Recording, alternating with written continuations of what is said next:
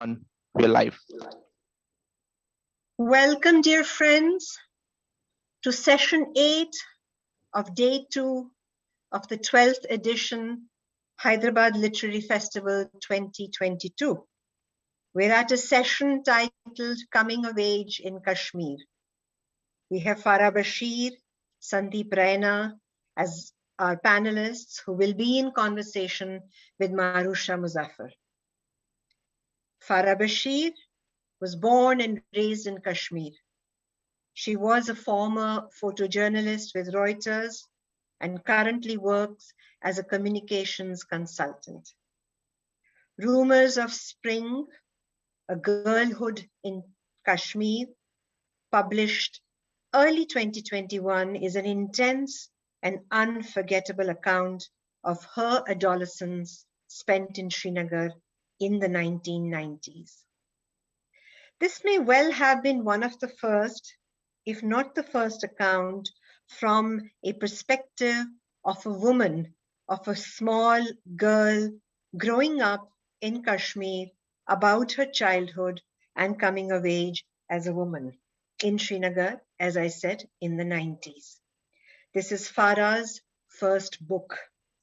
Farah, may I request you to please show your book to the audience, hold up close to the camera so that people can see what a lovely cover it has and what all wonderful stories that you have narrated for us to talk about and read.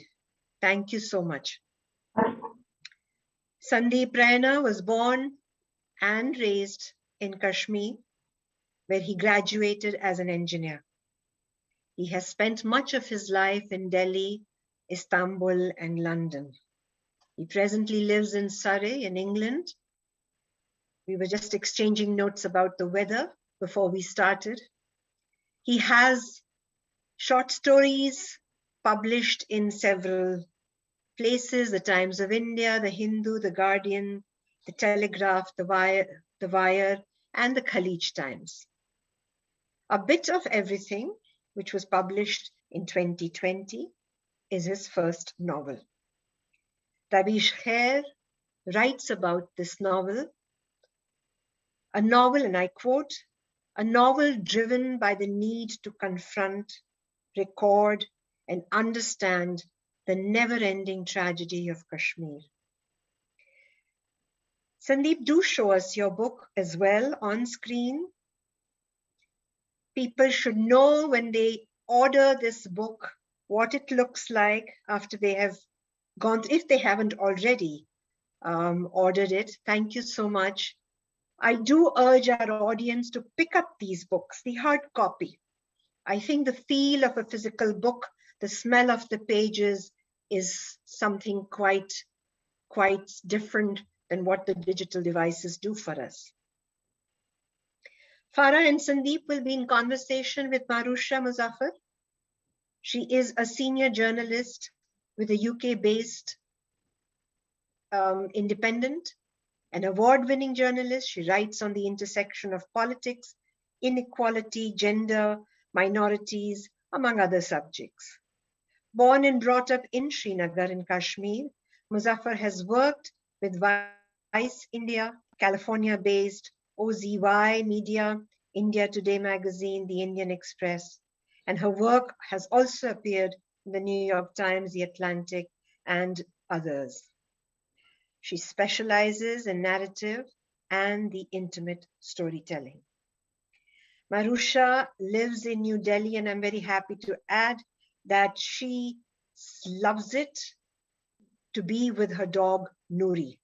This has to be mentioned. It's very important for our existence, particularly in these days, but any other time as well. I look forward to hearing more about the stories from Kashmir from all three of you. This discourse and this narrative must be engaged with, and we who have no idea must be further introduced and engaged with this subject. I look forward, Farah and Sandeep and Maroosha, to listening to your stories and about your books. Just to warn you, I will be back about 10-15 minutes before the end of the session to join you in your conversation, to bring in questions and comments from the chat box, and close the session just before closing the session. And here it is. Over to you. Thank you so much, Amita. I'm really excited to be talking to you, both Farah and Sandeep. We'll be talking about coming of age in Kashmir, and it's a topic very close to my heart because I grew up in downtown Srinagar myself, which is Nightbridge, Nauhata, the hub of the hub, yeah. So I'm really excited and thrilled. I hope this conversation sparks some interest among others who don't know much about Kashmir. In 1990s, you both books deal with the time period in Kashmir when there was intense militarization happening. There were, Kashmir was witnessing an armed resistance against India, and there were gun battles happening on a daily basis. We had massacre of protesters, assassination of dissenters, and that is what we saw, all three of us, unfold around us when we were growing up, And this is something, let me start on a very cliched note. There's Maya Angelou who has famously said that there is no greater agony than bearing an untold story inside you. I want to ask both of you, when you first finished your manuscripts, when the story was out there for the world to see, to read, was it transformative in any way? Was it healing? Or do you still carry the burdens of the past? Do the demons still haunt you? Sandeep, let's start with you. I think writing your memories and your experiences on paper, it is healing, because it lets you write anything and everything which you've been holding within you for a long time, for whatever reasons. The moment you put it out on paper, you released it. So I would say very cathartic, very transformative as well, because while you're writing, lots of other things get revealed to you. During your research, many other things which you had no idea about, they get revealed to you, and that itself is also part of the transformation. So I would say yes. Farah?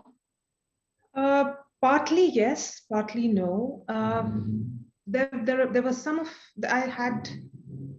I have bad bones, my joints creak, and this has been a part of me ever since I was a young girl.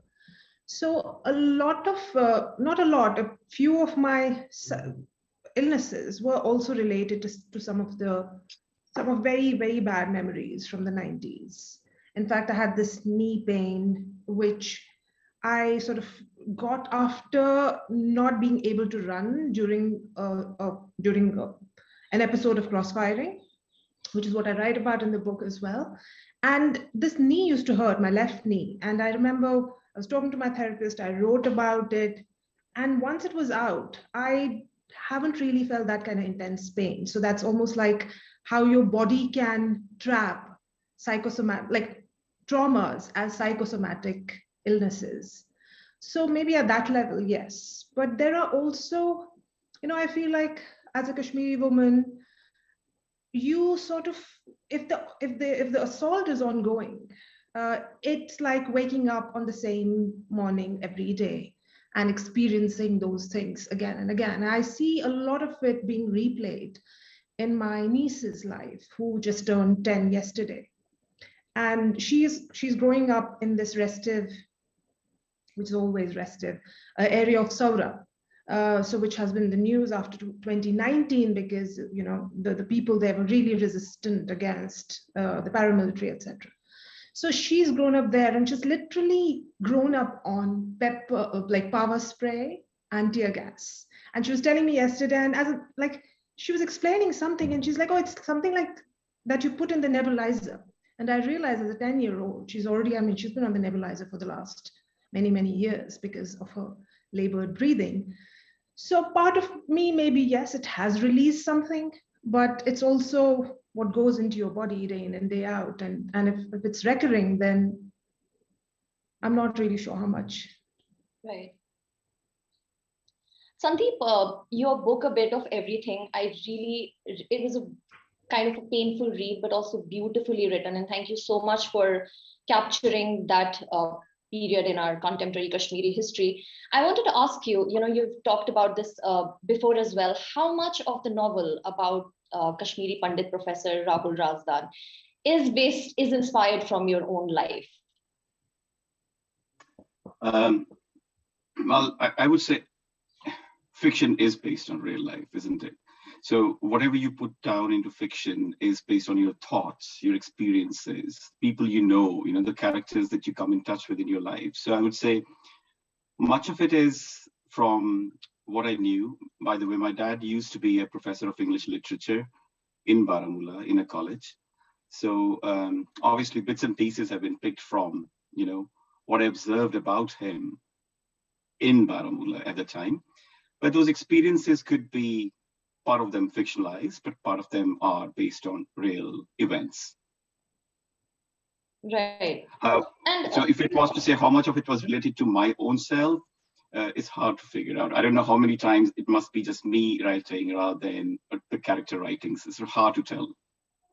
When you were writing your book, were there any things, you mentioned that, were there any things that surprised you while you were doing your research, or when, memories were coming back to you? Anything during the writing process that kind of you did not know? The hardest bit, Marusha, for me, sorry. So the hardest bit for me was to recollect, because see, what happened was when we left Kashmir in 1990, early 1990, I blocked it completely from my own system, because I had to get on with life in Delhi, and there was no time to look back anymore. That's how my system built a defense, perhaps, against what had really happened or what was happening in Kashmir.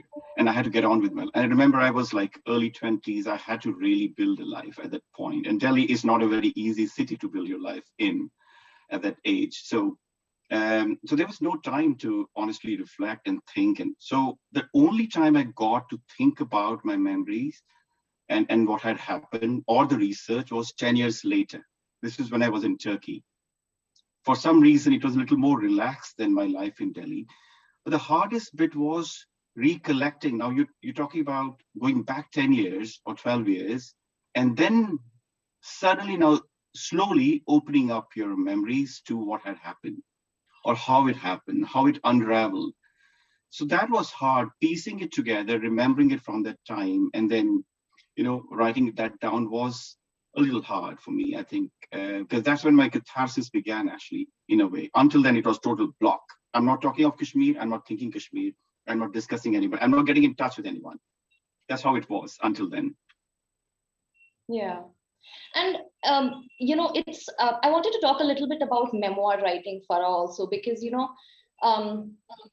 writing in itself is a very excruciating process. You writers make it look very easy, but it is hard, especially writing a memoir when you are revisiting some of the most painful, some of the most tragic days of your life, those difficult days of your life. Farah, talk to me about the writing process of that memoir, revisiting some memories. Did you just rely on your own memory, or did you go back and talk to some of your family members just to corroborate your own narrative in your head? Give me a sense of what the process was like and how the book came about. Sure. I mean, this book has been in the making for the last, by the time it came out, I had been working on a book for the last 10 years. So I was earlier trying fiction, and it was just not, I wasn't very happy with it. And then I just started writing down my memories from that period. I used to call these, they'll be these chapters will probably fit into the big narrative that I was going to write about. But when I had about 25 memories, which were easily accessible, and they were from disparate years, from between actually 89 to 94, 95. And I spent, Marusha, Sandeep, that a lot has been written on Kashmir, whether it's nonfiction, reportage. So there was also this thing, why would anyone read this book?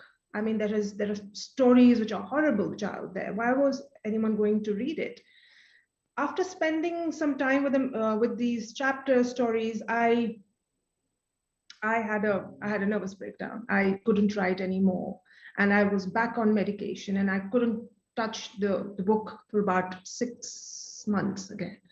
And then I kept rearranging these structures, and there were certain memories which I had a faint idea of, but I wasn't 100% like I was about the other memories. So whoever that memory was associated with, I would go and speak to them, whether it was my aunt, like a small detail about the Gav Kadal protesters, were they from Ikrajpura or Mahjurnagar? In my head, they were from both, but I remember the aunt's house, who used to live right opposite Mahjurnagar, and I spoke to her and then corroborated that part.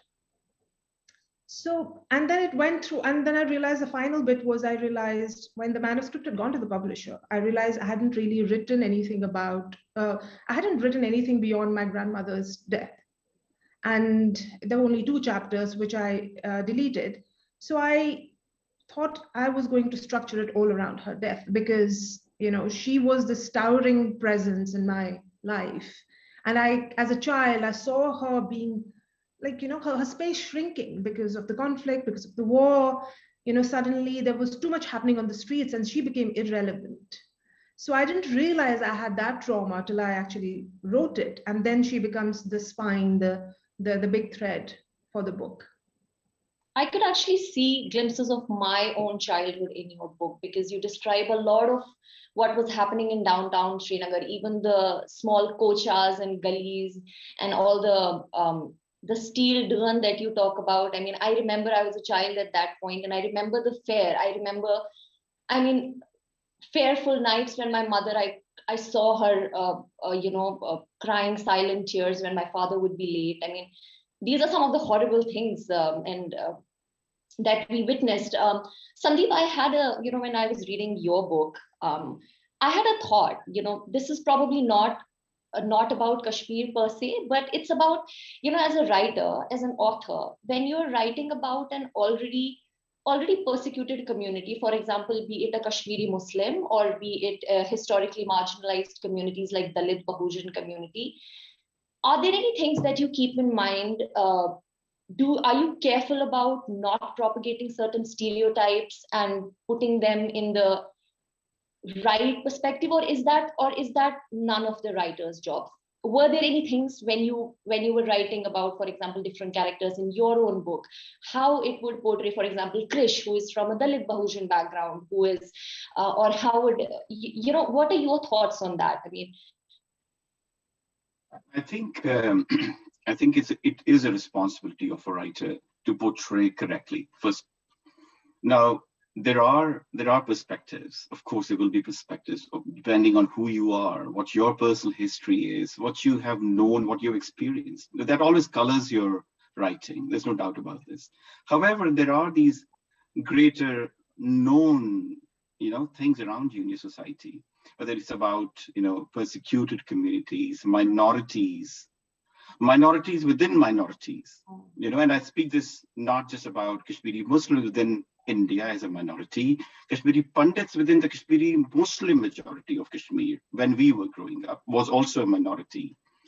The fears of a minority, the problems of a minority, the voices they do not have, they need to be brought out. Now, whether it's a Dalit or a caste-based, persecution, or it's a subcaste within the caste, these are all there. There's so many layers even within the Muslims or the Hindus or the Sikhs and the Christians. There are so many layers of minorities within the minority. And sometimes those voices are not even heard. So I think writers, if they can, they should bring them out. They should be able to bring out the difficulty or the fear. And I'm saying this also because I've lived in other countries beyond India and out here in England for the last almost 20 years. Again, could be classified as a minority, Indian minority, Kashmiri minority, Hindu minority. I mean, these are I'm again in a minority status, let's say, in a larger England or a larger UK. And there are difficulties, there are fears, and somebody should write about them. There are voices which are not heard. So I think, yes, they should be brought out. They should be made very clear so that everybody who hasn't heard of those voices gets to hear them. Right. Fair. A Farah, I wanted also to talk to you about minorities and women's voices in literature.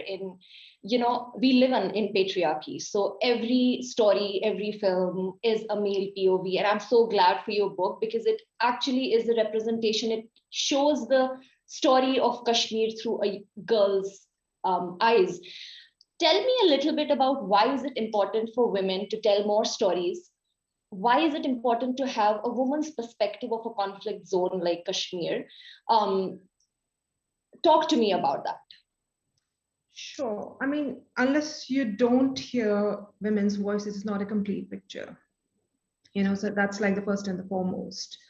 And secondly, women's experiences are very different. I mean, like I said earlier, in this memoir, there are 36 chapters in total. 9 are about me. 14 are about different other women, whether they were my aunts, my cousin, my cousins, sisters, whoever. And then there are 10 chapters about the changing landscape. So these 14 stories or the 14 incidents, memories of these women, they're so different from how I experienced war. So, there is Svetlana Alexievich, and she's written this unwomanly face of war. And even when you read her testimonies, when you read testimonies written by her, it's about the way women experience war are very unique. Their experiences are very unique, and you are almost erasing a huge group of population if you don't talk about them, if you don't document their stories. And those are the stories which give you the real perspective of what's happening on ground. There is exemplary moral courage that these women show just by living day-to-day lives. What Sandeep was earlier talking about, how he blocked out Kashmir after leaving. There were days when I would just block out what was happening around me just to walk on the street when I was growing up. You wouldn't care about anything. You would just like a blinkered horse, just keep walking and just walk down. Let's say you had to, I remember very vividly, I had to walk through a crackdown to take my exams, and my roll number slip would basically double as an identity card because I didn't have one at that point. I don't think women had. So that was, I remember, I don't think remembering anything else. There were like so many, things that you sort of block just to exist. And these are not, also the problem is that women, like any conflict zone, and mostly what we've seen, they're broken into binaries, right? So you're either shown as someone as a hapless victim of conflict, or you're shown as someone, associated with conflict in some way. So they're binaries. And what happens to women who exist and who also have their own ways to deal or not be able to deal with wars or such situations? And on top of that, you have, like you said, in conservative societies, another layer of patriarchy or what to do and what not to do. And when you have war etiquette on top of that, it becomes very difficult for women in such zones to survive. And then you have, let's face it, women have been used as weapon of war in all the conflicts that you study, right? So women can also be used against a community. So you're also aware of your body, and you know that your identity and your existence can be used against your community. So you're trying to be as invisible by yourself as you can. So there's a lot of many intersections at play. Right. When I was growing up, and I thought everything that was unfolding around was normal. Like I did not, because I had not been outside Kashmir, I thought, having a military bunker at every nook and corner of the city was okay. When you would be late to school because the military trucks would be on way, the convoy would be on way, and we would be stuck for like half an hour or 45 minutes. I thought that was how it used to be. And my first moment of realization was, even though my father was asking me to read, as Farah, your father also asked you to read English editorials in newspapers. My awareness of the war between India and Pakistan and how that was impacting life of a common man in Kashmir, it became acute only when I moved out of Kashmir. Till then, everything that was unfolding was normal. And I thought, okay, this is what happens. Tell me that moment or that realization, when did it dawn on you? Sandeep, Farah, when did you realize that this is not a normal way of living? Seeing people getting killed, or you having to leave Valley so abruptly with no notice and no nothing. When did you feel like there was something abnormal about it? Okay, I'll say something. Yeah. I grew up in the 70s and 80s, so I didn't grow up in the 90s in Kashmir. So there's a big difference, big difference there. I was already a young man when the things started becoming more militant around me. So I was finishing my university in 1990, exactly at the time. So I was aware there was just a couple of years of, when things had started to get disruptive in your environment. There was a sense of fear and there was a sense of something brewing up. And that's the time when I actually left Kashmir. So for me, the experience of growing up in Kashmir was very different, I must say, from what perhaps Marusha, you have had if you grew up in the 90s. And Farah, I know from your book that you definitely grew up in the 90s and became a young person in that time. My experience was pleasantly different because I grew up in a very calm Kashmir. I grew up in a very comfortable, harmonious, a beautiful Kashmir, let's call it that way. So my memories also talk about a time when everything was normal. So as normal as it should be or it can be in any other place. It wasn't what you experienced. So, but having said that, because the short period in which there was this element of fear, disruption, militancy, and all that was kind of boiling in 89 and 90, and then having to leave your home and then your house getting burned down just a year or two after that, which was my personal experience, that left a massive scar, that loss of trust in the place. I'm not saying just the people, but loss of trust in the place. And remember, this is a place where you had lovely, beautiful childhood memories. You grew up with friends and everything was perfect. And one fine day, it becomes imperfect. And that was very hard to deal with, that sudden shift to something different. And then I have no control over it as well, because I'm not in the same place anymore. I have no way to now either connect, correct, be part of that story anymore, because I was so far off in Delhi, right? As were so many other Kashmiri Pandits at the time. So for me, there was still a lot of difficult thoughts. The whole thing, especially with our house getting burned down, I think that really, really impacted me, I think. And that's when my shutting down started happening, because that was like a total block out from Kashmir. Okay, I'm not thinking anymore. So I'm sorry, I just got lost in my own thoughts here. But I think it was hard to come to terms with that reality of that Kashmir, because I could hear it from the news. I heard it from some friends who used to come over to Delhi. I could not comprehend it. And it was very, very hard for me to understand what was happening there. I don't know if that answers your question, Marusha, but I'm just trying to still recollect in a way, why and how it became very traumatic. Even when I was so removed from that place, it became very traumatic. But Delhi, in a way, to answer your first question, let me realize freedom, in a way. Freedom to talk, freedom to express, freedom to be, believe me. And for some reason, Kashmir did not offer that as a young man. Maybe things were already getting political and they were changing. The environment was very repressive already around 88 to 90. It was already getting very repressive and very political, and you had to watch your words. You had to be very careful with what you said. It was already happening. But Delhi, in a way, was that element of, you can say what you want to say, you can do what you want to. I'm not saying that this is that thing was, utopia, but it was very different. Farah, how about you? Was it gradual for you, or was there a moment where you were like?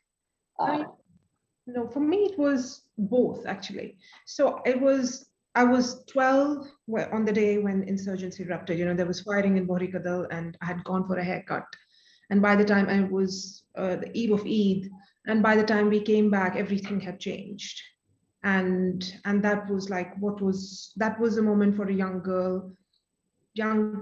little girl to see what was. I remember there were toys on the squish toys on the street, like glimpses of those. I remember, I have those flashes of that memory. And my grandmother, I remember she was almost like an introductory frame to what had changed, because it was the same day my second cousin had gone out to buy shoes for Eid, and he had been killed. And he and I were the same age. He was 12 as well. So this is a time of no pagers, no phones, no nothing. So my grandmother wasn't sure who it was. It's like Yund Shur in ka bachcha has been killed. And so by the time my sister and I reached home, I was like literally rumored to be dead. So and then at that point I started the same evening, the understanding of a 12-year-old. I was like, because I had been bargaining to go and get my hair cut from a particular place, it had happened because of me. So I wasn't able to comprehend of what had happened and why had things changed. So I started plucking out my own hair.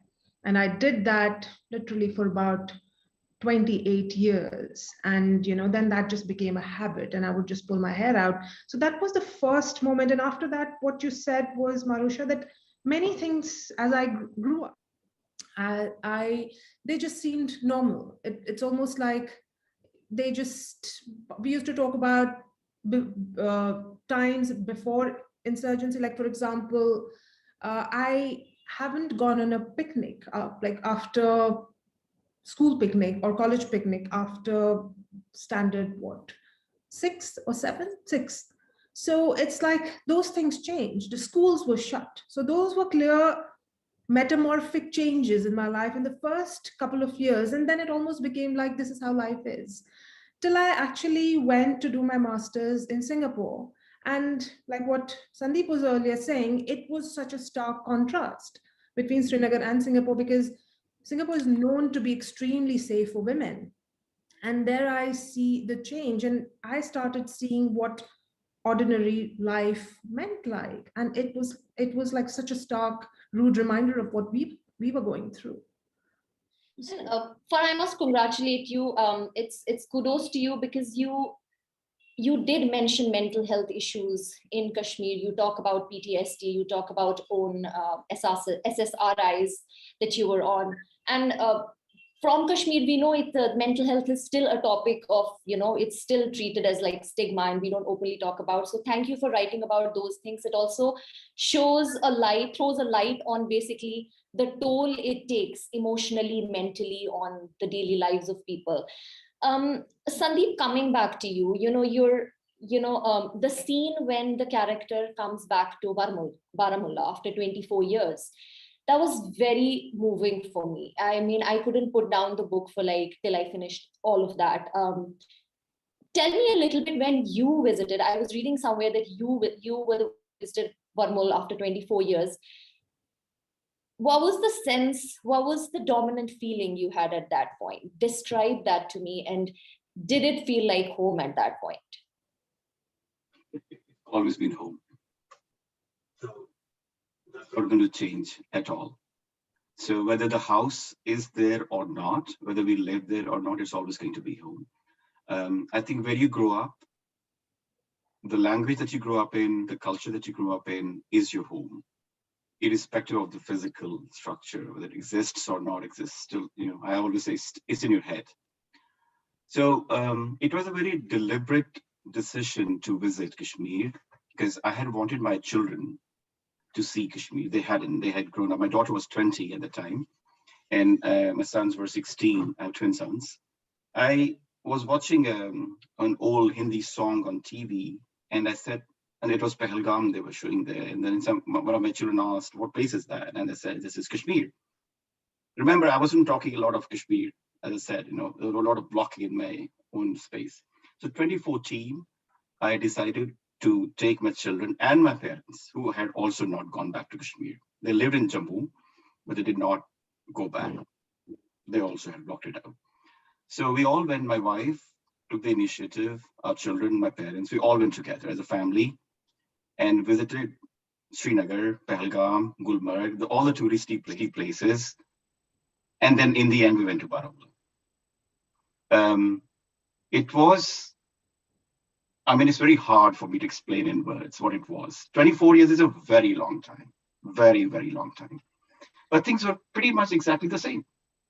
The town was pretty much the same. The people were exactly the same. So people I met, I was there only for one day. We were just there for one day. We went to the place where our house used to be. There was obviously a new house there. And we knew the people who lived in the house. Everybody was hugely welcoming, loving. There was a lot of tears that flowed. I was meeting people after from their youth to they had become middle-aged. So, but you know, people don't change. I mean, irrespective of all the trauma they had undergone, irrespective of the difficulties and trauma we as a family had undergone in having had to flee Kashmir and live in, you know, different places, I think it felt as if those 24 years were shrunk into nothingness. You know, so it was a beautiful feeling. My friends, neighbors, everybody welcome. It was, I wish I had more time to spend and then sit and listen to their stories as well over a longer period of time. I couldn't do it. I wish I can go once again. I also had to untie threads, you know. I was sort of very spiritual, religious in those days. I wanted to get good marks in my engineering degree, and I went to Hyderabad and I tried a thread there. I must get distinction, you know. I was like 20 at the time, and I was falling short of the distinction. And then I went to Tulmul, which is the, you know, the Kashmiri Pandit revered temple. I tied a thread there. I also went to Baba Shukruddin. I'm talking about when I used to live in Kashmir, right? When I was in college. So I had tried a thread at Baba Shukruddin near Sopore, near Vatlab.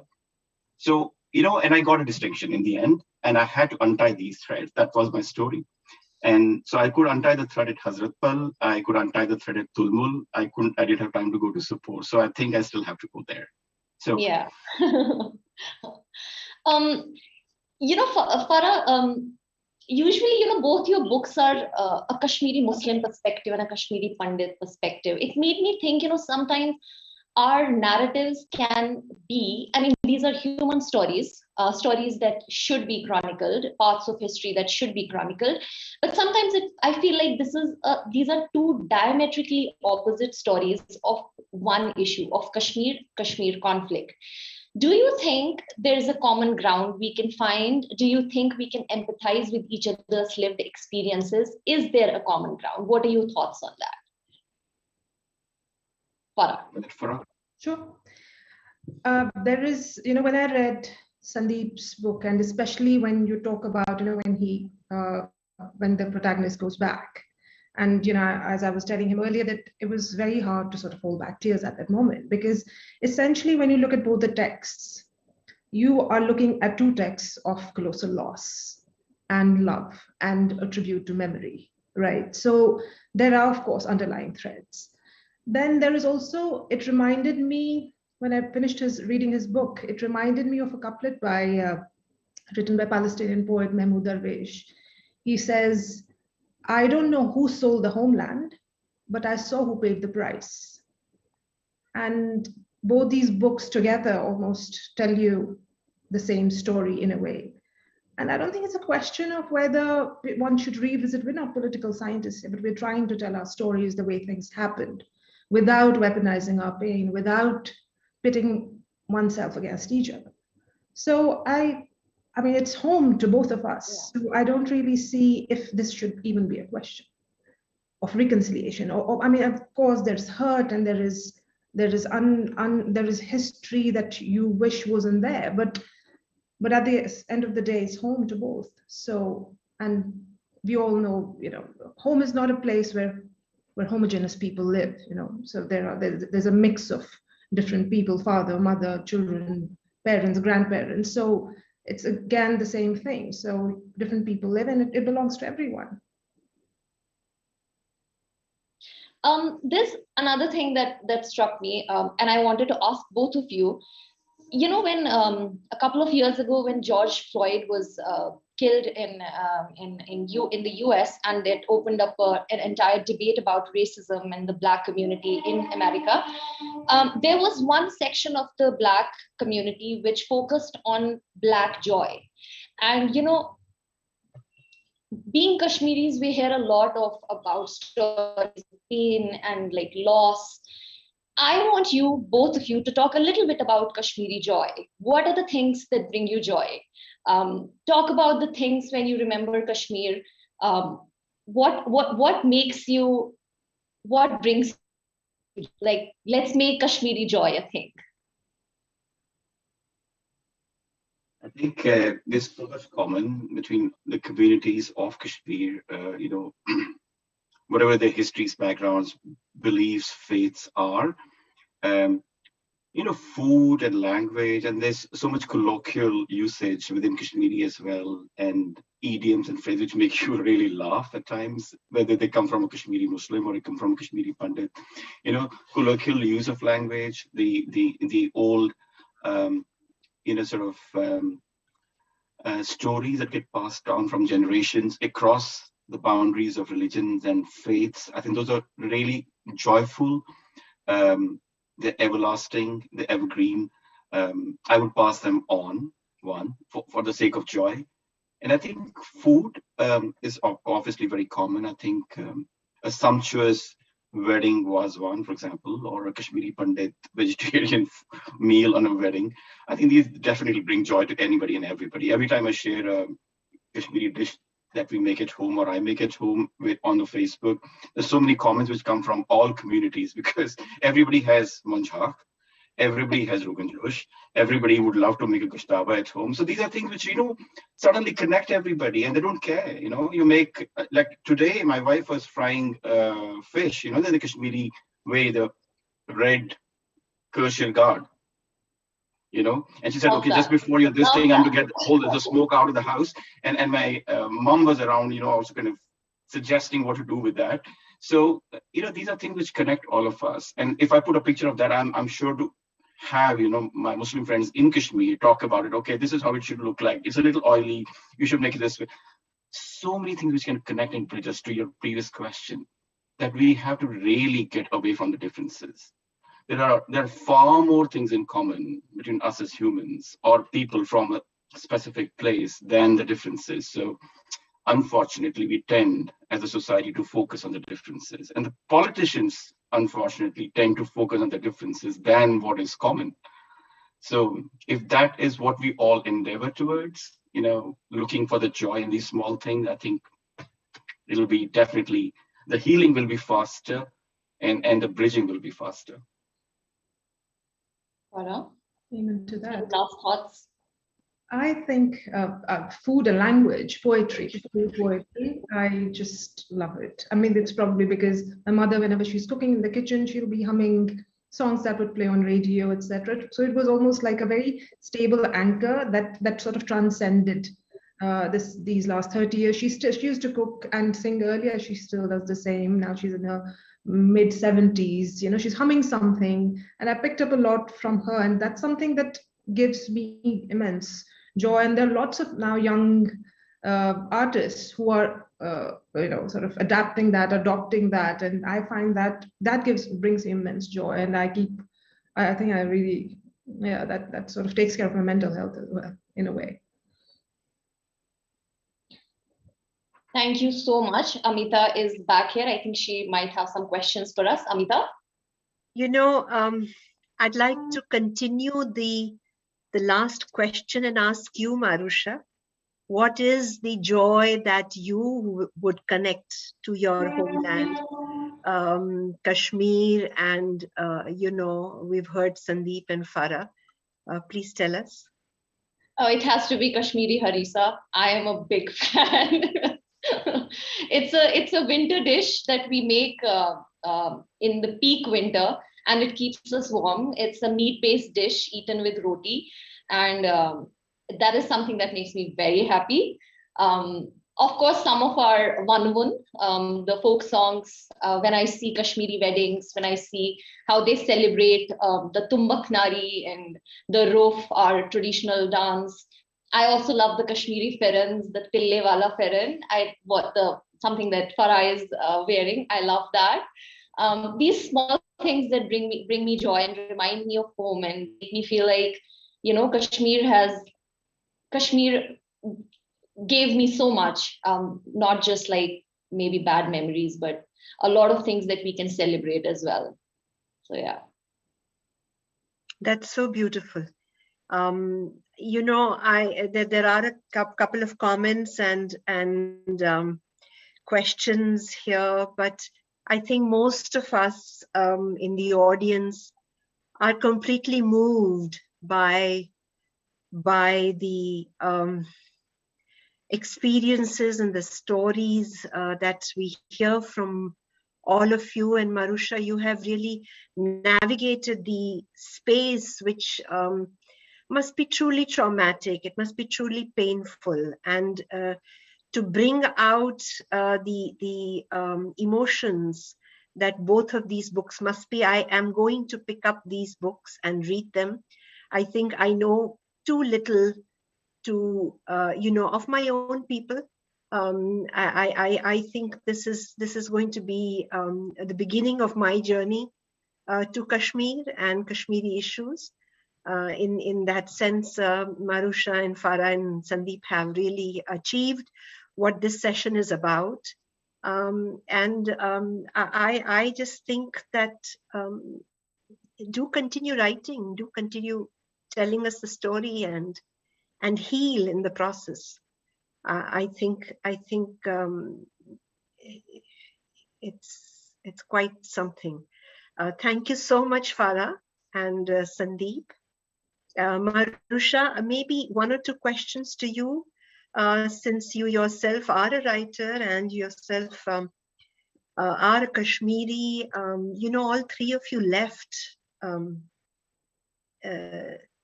Kashmir and to breathe, as Farah said, and to continue life beyond what you had experienced. Sandeep talked about the beauty and the calmness and the harmonious living that you did have once upon a time, pre-89, 90. Marusha, what was your experience? When did you leave and how do you stay connected? So I am in 1990s, I was a school-going girl, and my first experience of the conflict at home was when I used to go to this school which was run by a Hindu trust. It was called the Vishwa Bharati School in Rainawari in Srinagar. And one day suddenly the school was burned down. I had my mother gave me tuitions and all. I was my parents put me to another school, which was a very local school. It did not have a playground. It had no school. And getting caught in crossfires. I remember one time when there was a crossfire happening, just school teachers to around and put our bags on it because crying and become a casualty during those days. So life was an uncertainty. It used to give me those points where I was too young to understand even the words like collateral damage or curfews or crackdowns. Storybooks, my English textbooks used to give me joy. I used to spend hours on that. My father had a huge trunk of novels and books and old magazines, and I would spend those curfew days, when the Hazratbal siege happened, and I think 40 days were, there were no schools. Basically, we were not regularly going to schools. Our education took a huge toll. So I remember I used to spend hours at my father's old trunk, which used to be in Farah beer. So like the attic of the house, we had this steel trunk with my father's books, and I would spend hours there during curfews. It was I also remember a time when my grandmother had to walk me to that school because there was always this tension, oh, there is a military bunker on the way and you're a young girl, so you cannot walk alone. So my grandmother had to walk me to school, even though it was just a couple of blocks away. So all of those things, and when I was in class 11, this is a very painful memory. I was in class 11th, it was 2001. And one of my best friends, Humaira Masood, she died from splintering blast. So I think something that as a teenager and that just changed me forever. I mean, I had so many questions at that point. I had lost a very dear friend to conflict, and she was just walking back home when the grenade blast happened outside assembly in, I think, Residency Road there. And yeah, and I remember hearing her name on the radio later that night, and something inside me changed. There were so many questions. So yeah, that's basically how my story. That's my story. But I left in 2009 for my first job. I go back often to my parents. I hope that answered your question. I just wanted to, I got up for a minute because when Maroosha was talking about the things that make us remember of the joyful things of Kashmir, I had to do this. I had to pick up this thing which sits next to me. This is my regular place of work. This is a tumbaknari, but it's a Turkish one. Oh my God.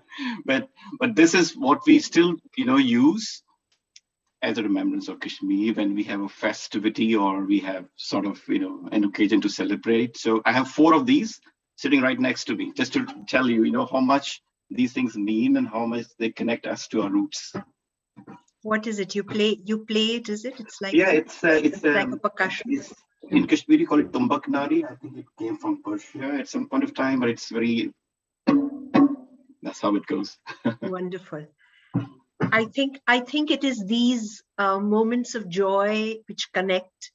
And I'm so glad, Maroosha, that after navigating the whole thing, you came back to this particular thing. And I'm so glad, Sandeep, you bring us this memory that you carry with you. This would be a wonderful note to end here. I cannot thank Maroosha enough to really take us through these 2 very intense books by Farah and Sandeep. I haven't read them, but I will. I promise you that. But you take us through them, and I almost feel as if I have experienced, and I hear Farah and Sandeep narrate their lives through these works. And as I say, thank you so much. Hyderabad Literary Festival is really overjoyed that all 3 of you from different parts came together. And we hope to continue such discourses. And thank you, Maroosha, for making it so engaging. Thank you, all 3 of you. Thank you. Thank you very much. Thank you so much. Thank you. Thank you, Maroosha.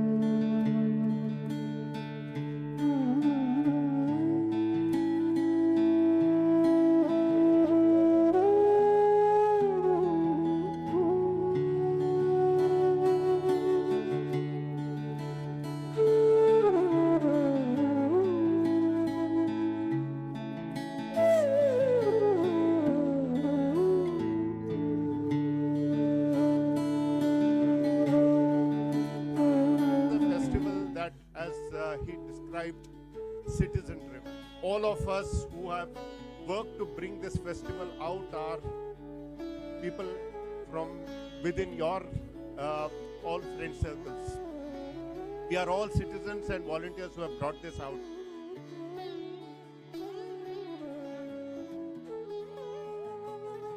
This has been an extremely satisfying festival. What the last 2 days have been. Fantastic, a great lineup of speakers, events, talks, discussions, and an amazing audience. It's great to do this HLF. Thank you. HLF rock! Come rain or sunshine, HLF goes on!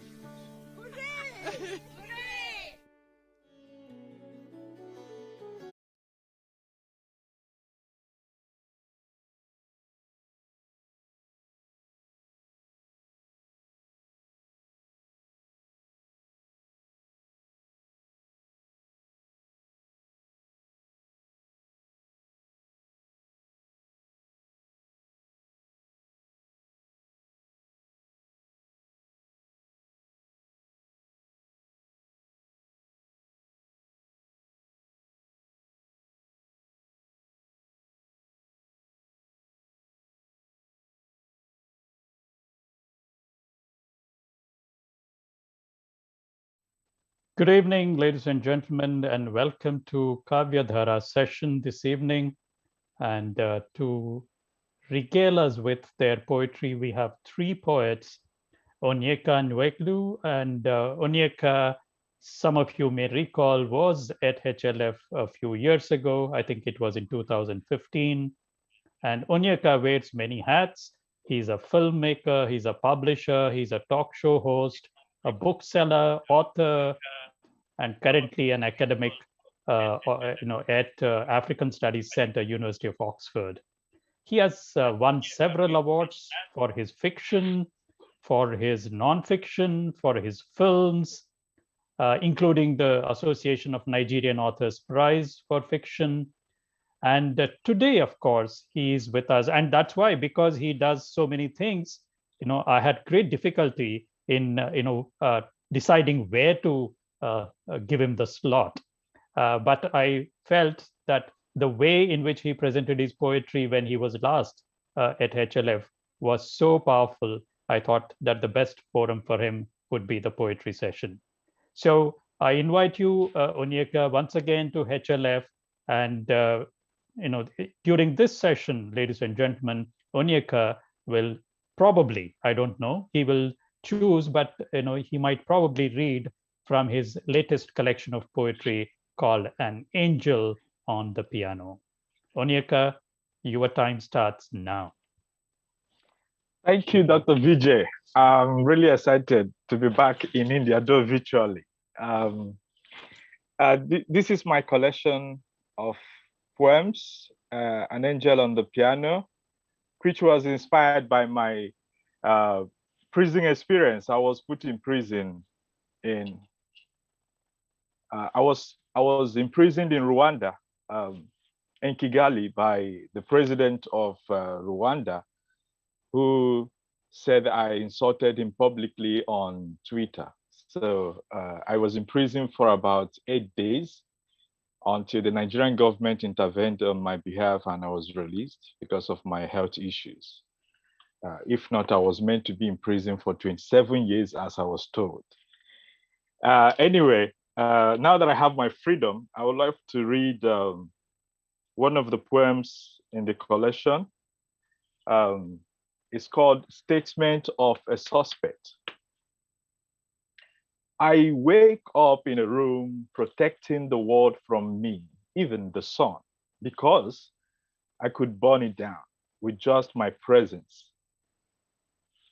Everywhere smells stale, like abandoned milk, spilt milk. I don't know if how wasted I am would fit into the clay bowl they provided for my defecation. My ears can hear my heart beat into fear, and loneliness dances around the darkness that engulfs me. The inspector is shouting, I am suspected to be a suspect. He hands me papers. I refuse to sign my verdict into them. Iron fists drill pen into my cheeks, my nostrils break and leak blood. I say no, but they keep yesing me. I say no, no, no. I get buried in a 6-foot cell. Some other man tells me to forget my sanity and say, yes, I am blue. The hue of my past rubs over my memories and colors roll down my cheeks, pen pink, hot black. I cry myself to my depths and find rest there and shut my eyes. A man that walks with a lot of dangles draws me out to the world, and the walls shudder. The pink bars melt like soap in water. The inspector digs out pain from my ribs. I don't feel it. He slaps me out tears from my eyes, but I don't weep. He throws trained fees at me until I call into a ball. Then he kicks and kicks until I unfold. Like a mystery that I am myself, I am sorrowful, obscure, aggrieved. He grills confessions on my flesh, hot irons, hot breath, stripped electricity cables, until I am done, red from beating, white from emptiness, until I give up and it doesn't receive. And I continue to bear pains like they are children, and I infant myself into a small fragile thing, breaking like Hamatan keeps lips, almost giving in and in, waiting with outstretched hands. They hand me the papers again, but my hands are too broken to pick up a pen and write my prison sentence. They support me like suffering children in Africa. I paint my soul on the paper with a stab, and ops receive me. Since I have more time, I think I'll read a little more. Meanwhile, I mostly have to use a walking aid to walk. And so this poem is titled A Dreadlock Man with a Clutch. Dreadlocked is my hair and the clutch is the walking aid. My hair is the home of demons. They say to me, in a certain land, somewhere in farthest east, a land where every man is in chains, guilty in every move, up and down, the mountains and hills, seeking freedom wherever it may be. Before my accusers, I stand and look up, my liberation far away from me, countless questions unanswered. Troubled is my soul on too many a ground, but where shall one ever begin to a journey of 1,000 paths? For in this land, as long as I have these logs, I have demons. In this land, added with my sorrows of a clutch, I am the devil. And that is the end of that poem. So there is another one. Most of my poems are quite short, but I would love to read a longer one. Okay, this is Potholes of Kigali. Kigali is the capital of Rwanda, where I was put in prison. Everyone adores Kigali in fine words. From afar, we sing her courage. Through a thin, her robes are quite purple and sparkling. And when she sings, we pour our tears. We cry, for we know her story. Many years ago, her heart was apart torn. Many slammed doors against her, but we gathered and mended. Now, she stands, presuming strong and tough, looking down on our faces, spitting on our foreheads and stabbing our eyes. She hasn't been healed. There are potholes in her heart.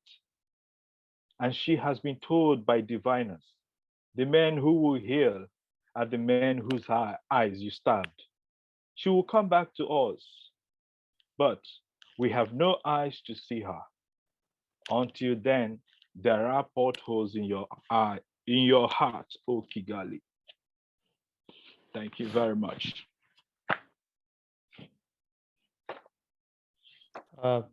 You do have some time, Onyeka, and would you like to read the title poem? Yes, I would like to do that. I would like to. I was only worried about time, so I'm not even calculating. How many minutes do I have, Doctor? You have about 4 minutes. 4 minutes. Okay, perfect.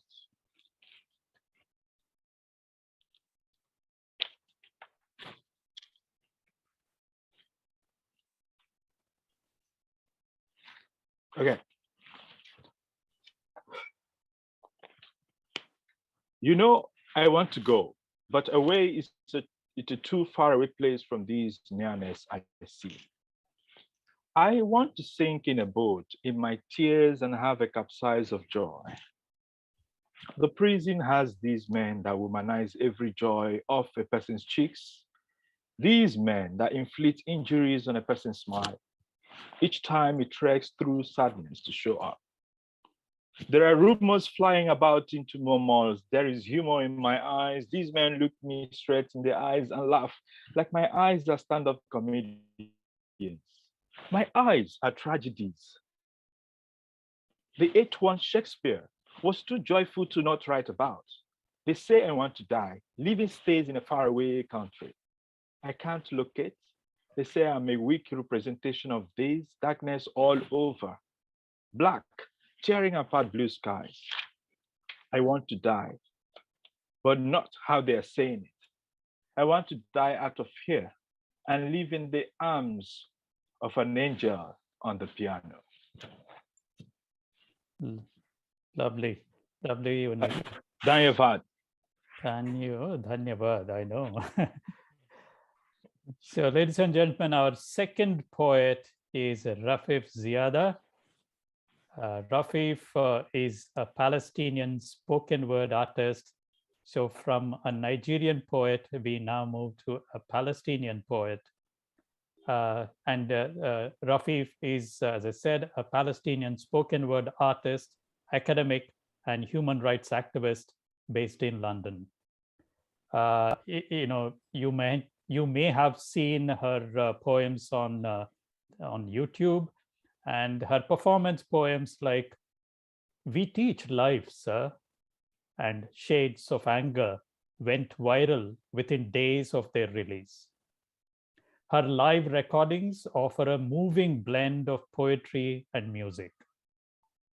And her latest album, 3 Generations, is a selection of spoken word poems, and is a very deeply moving, powerful, personal remembrance of Palestine, exile, defiance, and survival. Welcome to HLF, Rafeef, and now it's for you to tell us through your poetry, what Palestine is all about. Thank you. Thank you so much for the kind introduction. It's a pleasure to be here. I'm very sad I can't be with you in person, hopefully in following years, but I'm glad for this virtual space that we have that we can connect.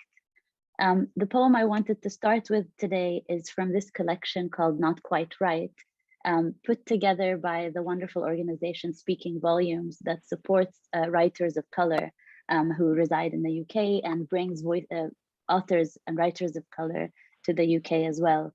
The prompt for this selection was called Not Quite Right. So this was the prompt for writing this poem.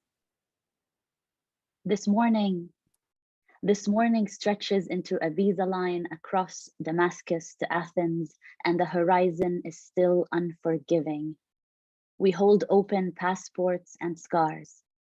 We hold open our passports and scars. There are legal documents to trace our goodbyes. There are suitcases stuffed with ash. And across the gates, they look beyond us. The line wraps neatly around the corner. This morning stretches into this visa line from Damascus to Athens and wraps neatly, and we wait, and we wait, and we wait. But we're not quite right, you see. We're really not just quite right. The smell of escape is in our bones. Our teeth are not shiny enough. This morning continues to stretch into visa lines, unforgiving and absolute, our head down in surrender. No fig trees or hills to hold us. No fig trees or hills to hold us. We run from earth to water to silent sky. But we're not quite right, you see. We're not quite right for the soldier who watches gates. We're not quite right for that soldier who watches gates, the officials who inspect, the welfare officer who checks and double checks just how an extra loaf of bread has made its way into our table. And across the gates, they look beyond us. They keep looking beyond us as we wait, and we wait, and we wait, and we wait, and we wait. The title of that poem is called We Wait. I wanted to share also a few poems from my latest album, 3 Generations. 3 Generations has been one of the most difficult for me to share because I wrote, while other albums I had produced were about stories I collected from other people, this one was a much more personal memoir. And you'll see why in a second. And I'll start with the title poem from 3 Generations. Every inhale. I am 3 generations of women who never made it past 40. I am 3 generations of women who never made it past 40. They were erased one way or another. Bullets or memories of bullets stole them. I am 3 generations of women who never made it past 40. They were the wrong people, the wrong religion, in a state designed exclusive, settled on earth and skin. I'm 3 generations of women who never made it past 40.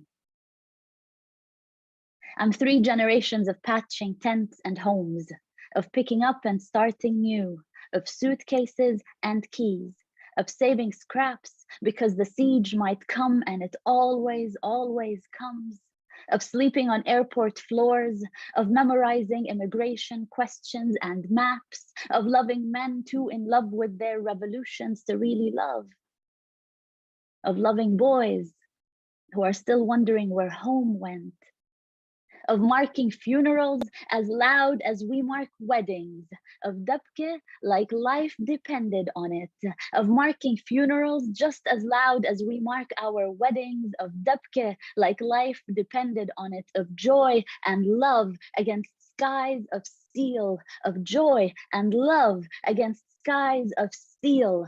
I am 3 generations of women who never made it past 40. Every exhale, I am their every sigh by a window, every bus ride to the prison waiting room, every hug long enough to be broken by a soldier, every trembling hand searching in the ruins, every candle, every notebook, every za'atar sandwich between the notebooks, every exam with no electricity, every whisper and every kiss under the blankets so the kids won't hear it. Every angry stare at a checkpoint, every made up lyrics because my mother spoke in poetry but could not remember a single song. Every breath and every gesture, every meal, rough hands,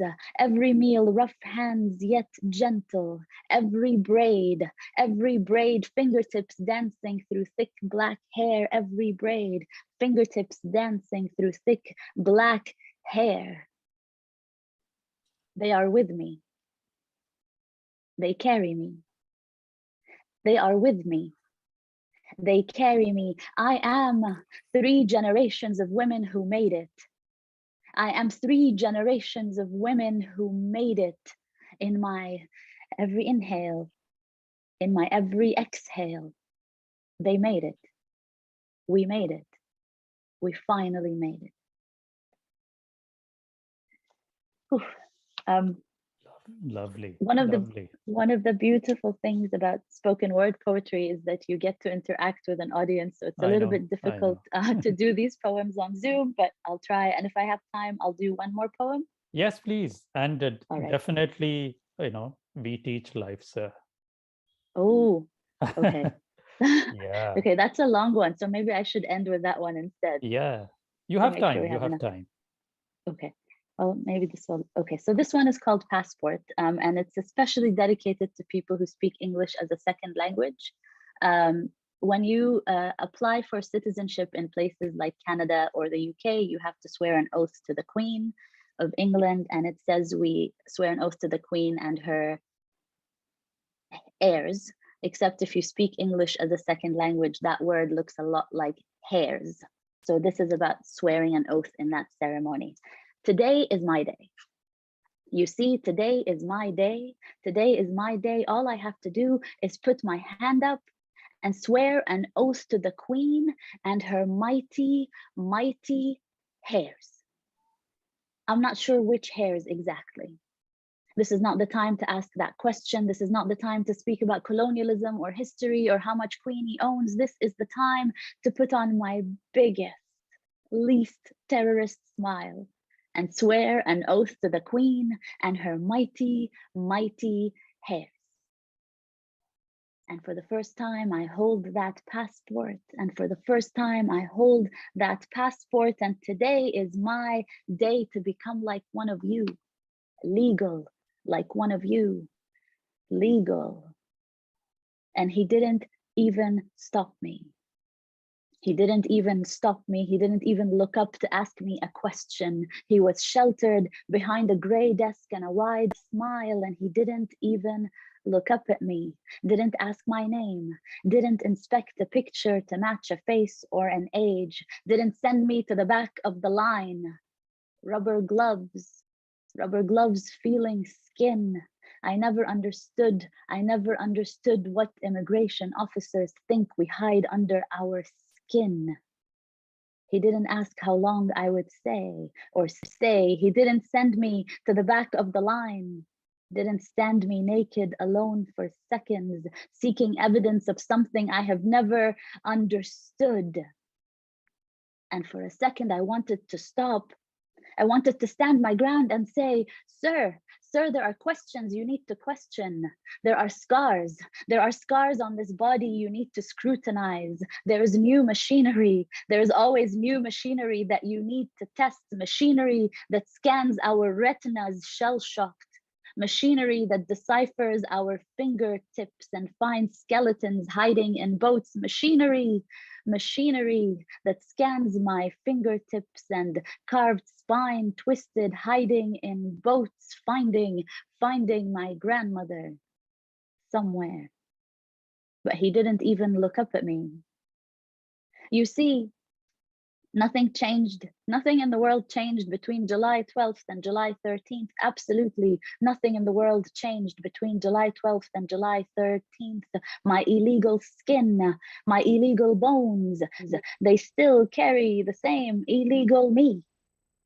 All I had to do was put up my hand and swear an oath to the Queen and her mighty, mighty hairs. This is an ode to everyone who is undocumented and becomes legal and has to do that oath. And I will move quickly to end with We Teach Life because I know we're a bit tight on time.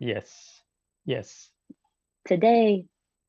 Today, my body was a TV'd massacre. Today, my body was a TV'd massacre that had to fit into sound bites and word limits, filled enough with statistics to counter measured response. So I perfected my English. I learned all my UN resolutions and I practiced all night, but still he looked me straight in the eyes and asked me, Ms. Ziadah, wouldn't everything be resolved if you Palestinians could just stop teaching so much hatred to your children? Pause. I look inside of me for strength. I look inside of me for strength to be patient. I look inside of me for strength to be patient, but patience is not at the tip of my tongue as the bombs drop over Gaza. Patience has just escaped me. Pause. Rafeef, remember to smile. You're on camera. They expect you to smile. We teach life, sir. We teach life, sir, after they have occupied the last sky. We teach life, sir, after they have built their settlements and their apartheid walls. After the last skies, we teach life, sir. But today, my body was a TV'd massacre that had to fit into sound bites and word limits. And they need a hook, you see. They tell me every journalist needs a hook. They need a personal story. Can you find us a woman from Gaza who needs medication? Maybe she can speak English very well. Personal stories, you see, human stories. We don't care about politics. We just want human stories. Shh. Don't talk about that word occupation. Shh. Don't mention that word apartheid. Just human stories. We just want human stories. How about you? How about you? Do you have enough bone, broken limbs to cover the sun? Hand me over your dead. Hand me over your dead. Give me a list of their names, but make sure that it's in 1,200 word limits, or my editor might be upset. Today, my body was a TV'd massacre that had to fit into sound bites and word limits, filled enough with statistics to hook the desensitized, to hook those that no longer listen, and 500 dead, 1,000 dead, 500 children dead, and I recount, and Rafeef, remember to smile. You're on camera. They expect you to smile, and I recount and I use their language and I use the UN resolutions, and we condemn and we deplore and we reject and we very, very much condemn and we very, very much deplore. And I speak their language and I recount and remember to smile. 500 dead, 1,000 dead, 2,000 dead. I can no longer count the numbers and recount and I recount and I recount. Is anyone out there? Will anyone listen? I wish I could wail over their bodies. I wish I could run barefoot in every refugee camp and hold every child, cover their ears so they wouldn't have to hear the sound of bombing for the rest of their life the way that I do. Because let me just tell you, there's no soundbite. No matter how good my English gets, No matter how well I practice, there is no soundbite. There's no soundbite. There's no soundbite. There's no soundbite that will fix this. There's no soundbite that will bring them back and fix this. We teach life, sir. We teach life, sir. We Palestinians wake up every morning to teach the rest of the world life, sir.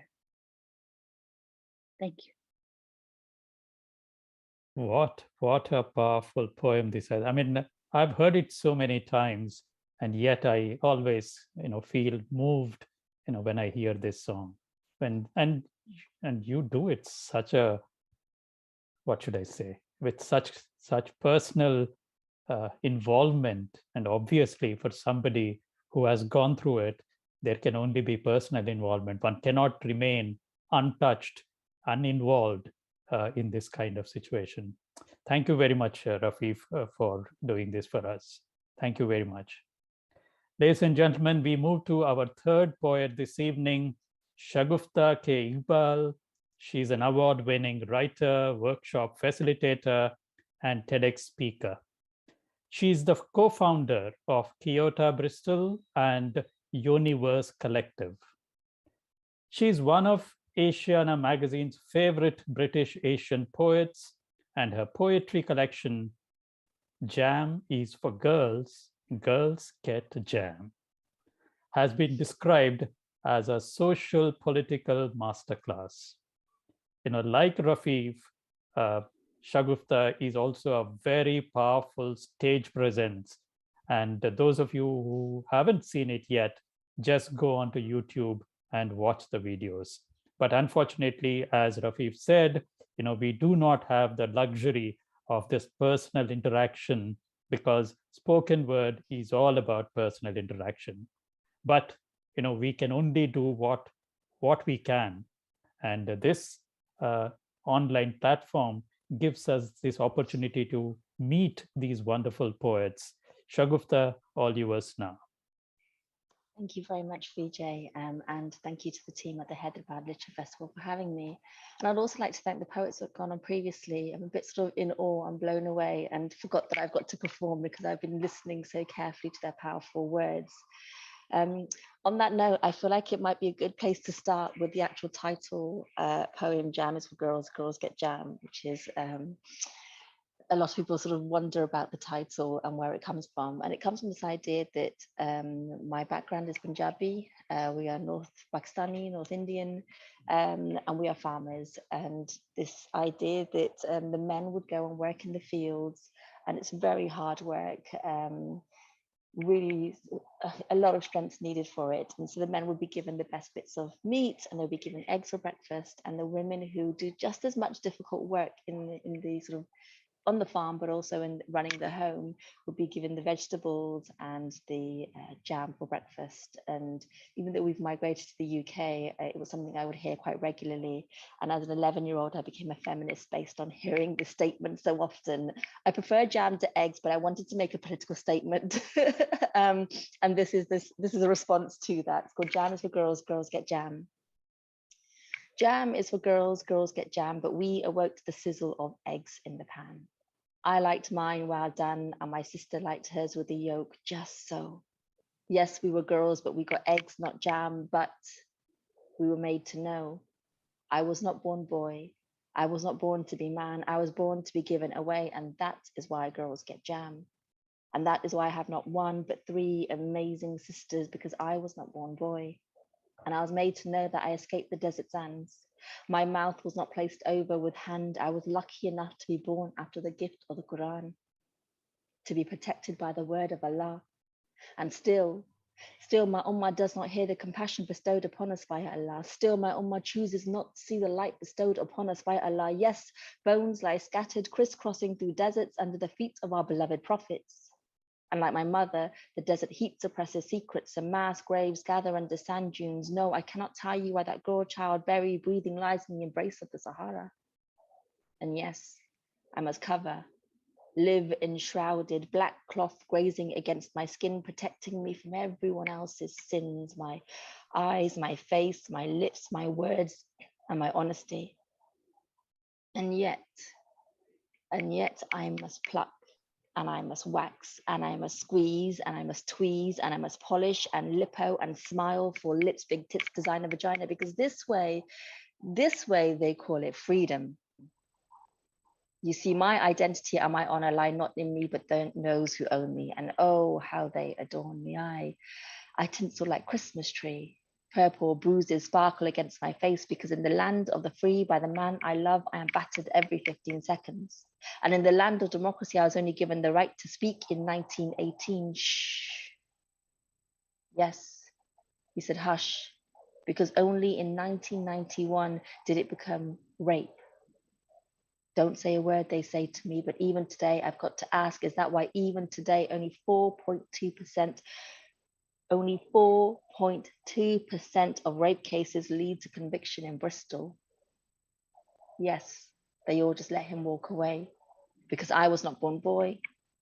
I was not born to be man. I was born to be given away, and that's why girls get jam. And like traitors, they say we give away land. We do not carry on our fathers' names. We disappear in family trees. No one can trace who we are. There is no leaf left for me. And silent, the sweltering, heavy nights we're considered to have just come from thin air. Giving birth to strong sons and serving great husbands and burning to death on funeral pyres, the Ganges just rolling on by, unperturbed by that smell of burning flesh, that stench of charred hair that once tumbled down a honey brown back. They remind us that we got lumbered with jam. We were born to be given away, and no one loves those who aren't here to stay. Thank you. And also thank you for bearing with me. I've come down with a little bit of a cold, as you can probably hear. So it's probably good that I'm joining you digitally and not in person, spreading any germs. Yeah, that's the main poem from the collection, Jam is from Girls, Girls Get Jam. And this here is a picture of my mother and my grandmother, and I worked with an Indian artist based in Canada.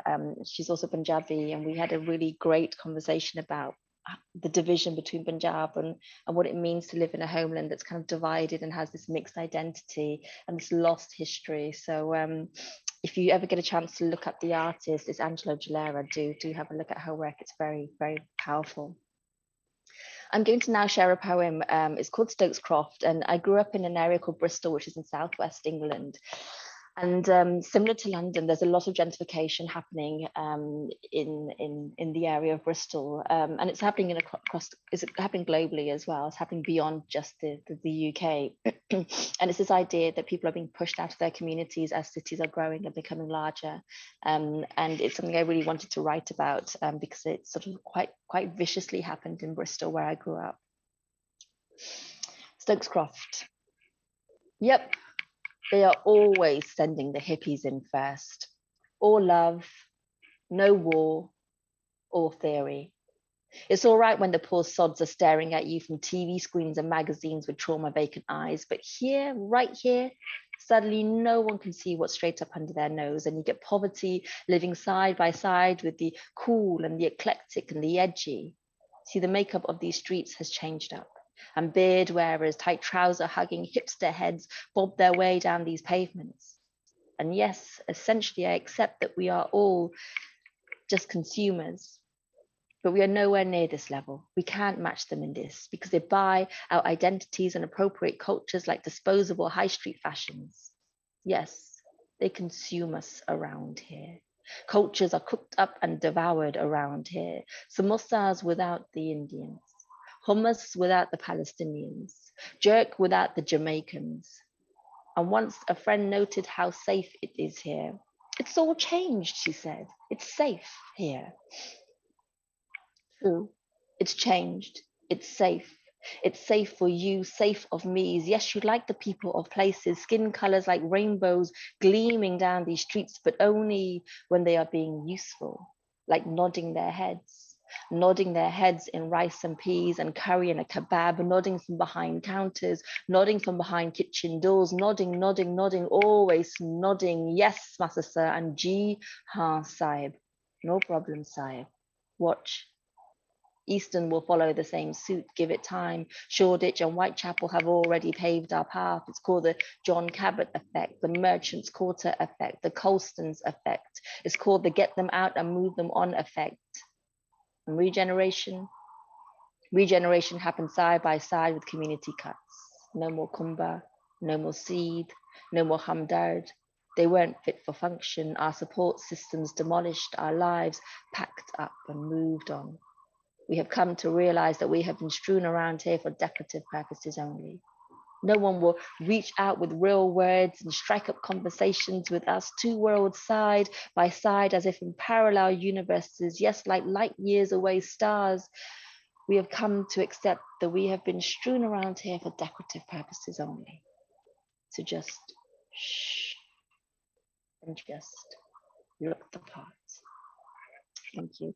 And Colston, as many of you may be aware, is somebody that was a statue in Bristol, that was taken down recently. It was seen as being quite a radical, spur of the moment sort of event, but it's been long brewing in our communities, and it's something we had constant conversations around and were ignored, and communities were sort of not taken seriously. So it's not something that was spur of the moment and just sort of senseless violence. It was a long-standing issue within our communities. I believe I still have some time. Is that correct, Vijay? Yes. Okay. I just wanted to remind you that you do have time. And also, I request Rafeef and also Onyeka, if they have a short poem in the meantime, you can select that, and we'll do the last round very quickly after Shagufta's this particular poem. Okay, so I'm going to do this particular poem. I'm torn between doing one of two. I'm going to do one. In fact, I'm going to do one about my daughter. It seems quite fitting to end with that. So it's called Truth, and it's basically this idea of within the South Asian community and other communities as well, we have a real issue with colorism. And I read a statistic once that said that more skin lightening products are consumed in the Indian subcontinent than Coca-Cola bottles, which is saying quite a lot to me.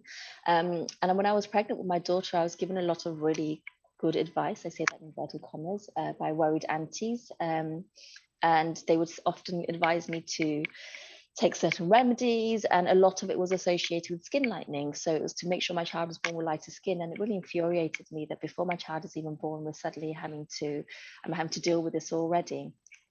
So this poem is dedicated to both my daughter and also my sister, and it's called Truth.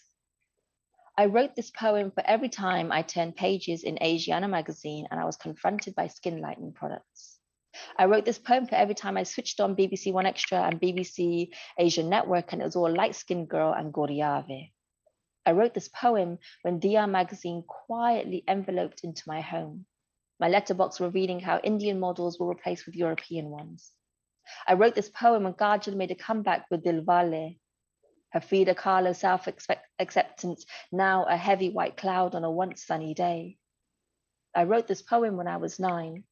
I said I wrote this poem when I was 9 and my sister's defiance was held together by the brownness of her skin. I wrote this poem when I looked into my daughter's face. I looked into my daughter's face, I folded away lies into my hands and I held instead a mirror to her skin. And I showed her. I showed her that she is her foremothers, showed her that she is her ancestors, showed her that she is her goddesses, showed her that she is the living energy of the sun, showed her that she is truth, and truth is courage, and courage is beauty, and beauty is her. Thank you. Lovely, Shagufta. Your poems are so powerful and so, what should I say? They cut across generations, they cut across cultures. What you said about women's bodies and women's lives, I think they resonate with us so easily. Yeah, thank you very much, Shagufta, for that very powerful. Yeah, and we will do a quick closing round in the reverse order. We began with Shagufta, we go to Rafeef, and we'll end with Onyeka. Okay. So I guess that goes back to me then, doesn't it? Oh, you're on mute, Vijay.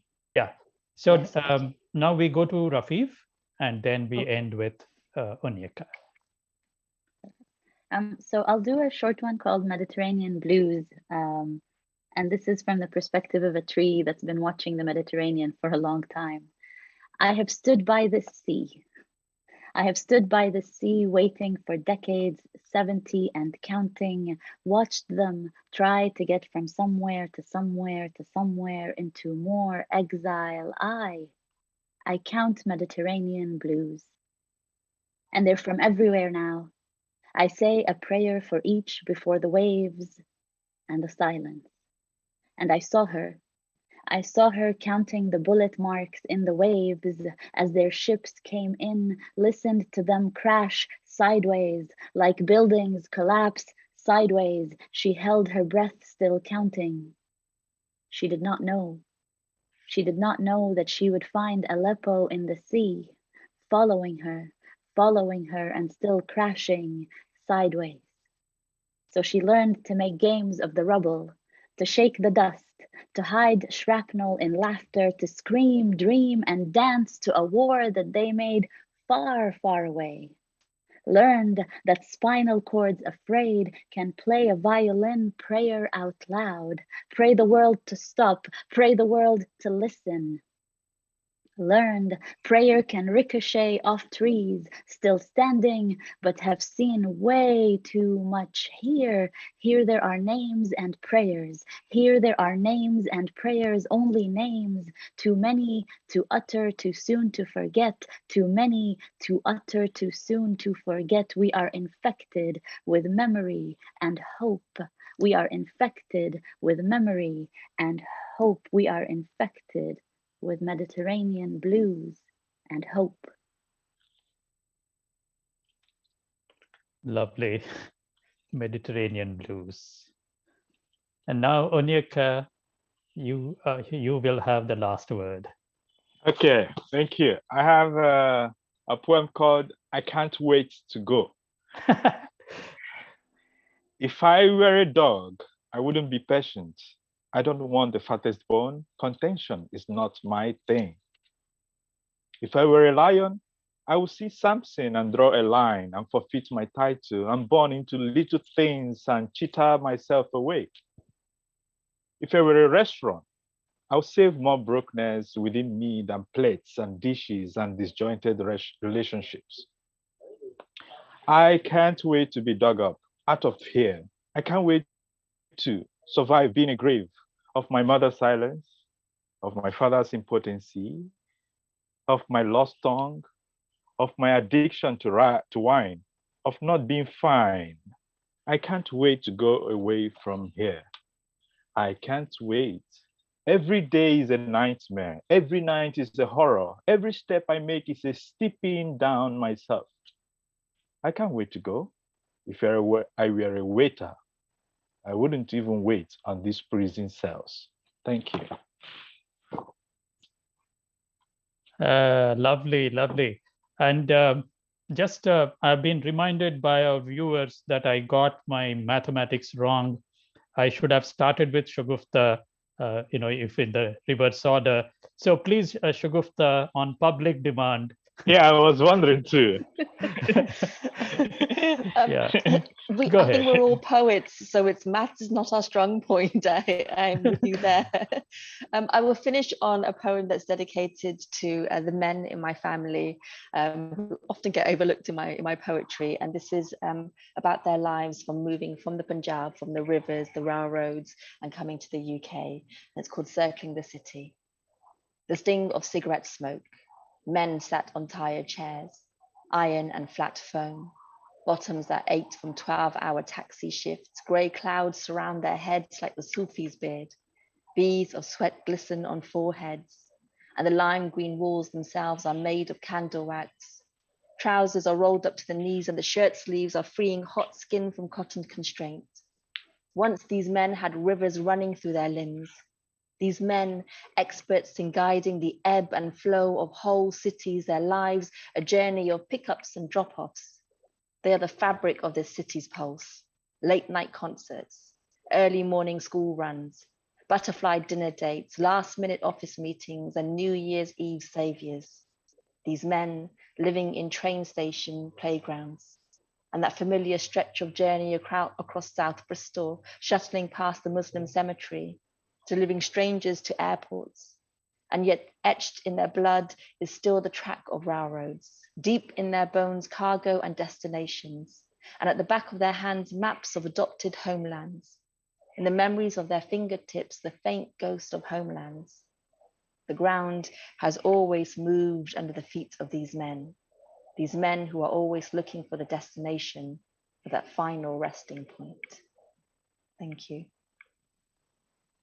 Lovely. I would like to just end with one common question to the three of you, 1 line, 2 lines, whatever. What does poetry mean to you? What does it do to you? What is it that you do to poetry? We can begin with Onyeka. Okay, the simplest thing to say is poetry is life. And with poetry, you can say whatever you want to say, and it won't hurt anyone. Does it change anyone? It won't hurt anyone, but it does change people. Yeah, it makes life very flowery and beautiful. Yeah, if it didn't change, if it doesn't affect people, you wouldn't have been in the jail. Yes. Yes. Yeah, I think so. Yeah. Yeah, Rafeef. Yeah. For me, it's definitely life, but also survival. I think of the earliest Palestinian poets I heard, they were writing about survival, and it builds community and makes you able to face hardships together. The word connects community in that way. So for me, it's very much about survival as well. Wonderful. Shagufta? For me, it lays witness to what's happening in the world. I think poetry is a snapshot of a moment, and it takes away that power from historians, because historians always come with their biases as well. So I think poetry really is very much about being witness to and giving hope, because I think poetry is looking at the events and then looking for those points, those moments where we can actually learn something or move forward, or find that kind of thing to keep us going, keep coming back as communities, like you said, and move forward. So yeah, those are, I think, 2 very important things that poetry does. Thank you. Thank you. I think whether it's in Rwanda, Nigeria, or Palestine, or Bristol, I think the reality of the situation is similar. And particularly for people on the margins, this is something that is going to, I don't know if it is going to change or not, but definitely it's the poets who make us realize it, recognize it, and hopefully deal with it. Thank you very much. Thank you very much, Onyeka, Rafeef, and Shagufta. Thank you very much. And Onyeka, dhanyavad. Dhanyavad. Thank you. Dhanyavad, shukriya, and Shukriya. Good night. Good night. Thank you.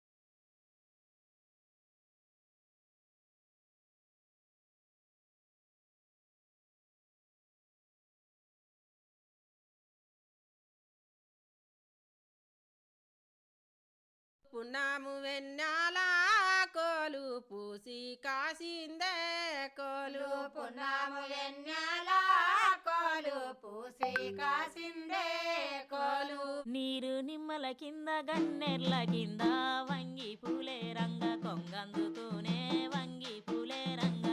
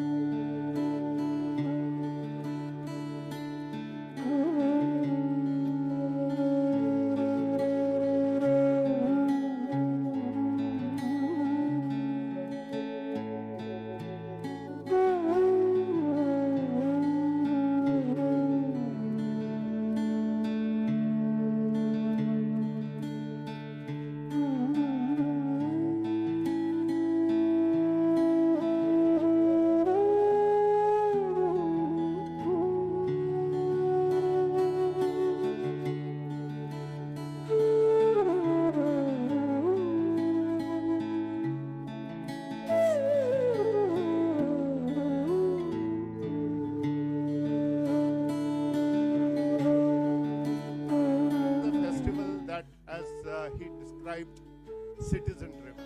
All of us who have worked to bring this festival out are people from within your all friend circles.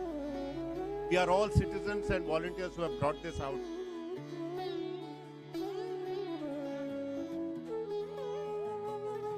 This has been an extremely satisfying festival. What the last 2 days have been. Fantastic, a great lineup of speakers, events, talks, discussions, and an amazing audience. It's great to do this HLF. Thank you. HLF rock! Come rain or sunshine, HLF goes on!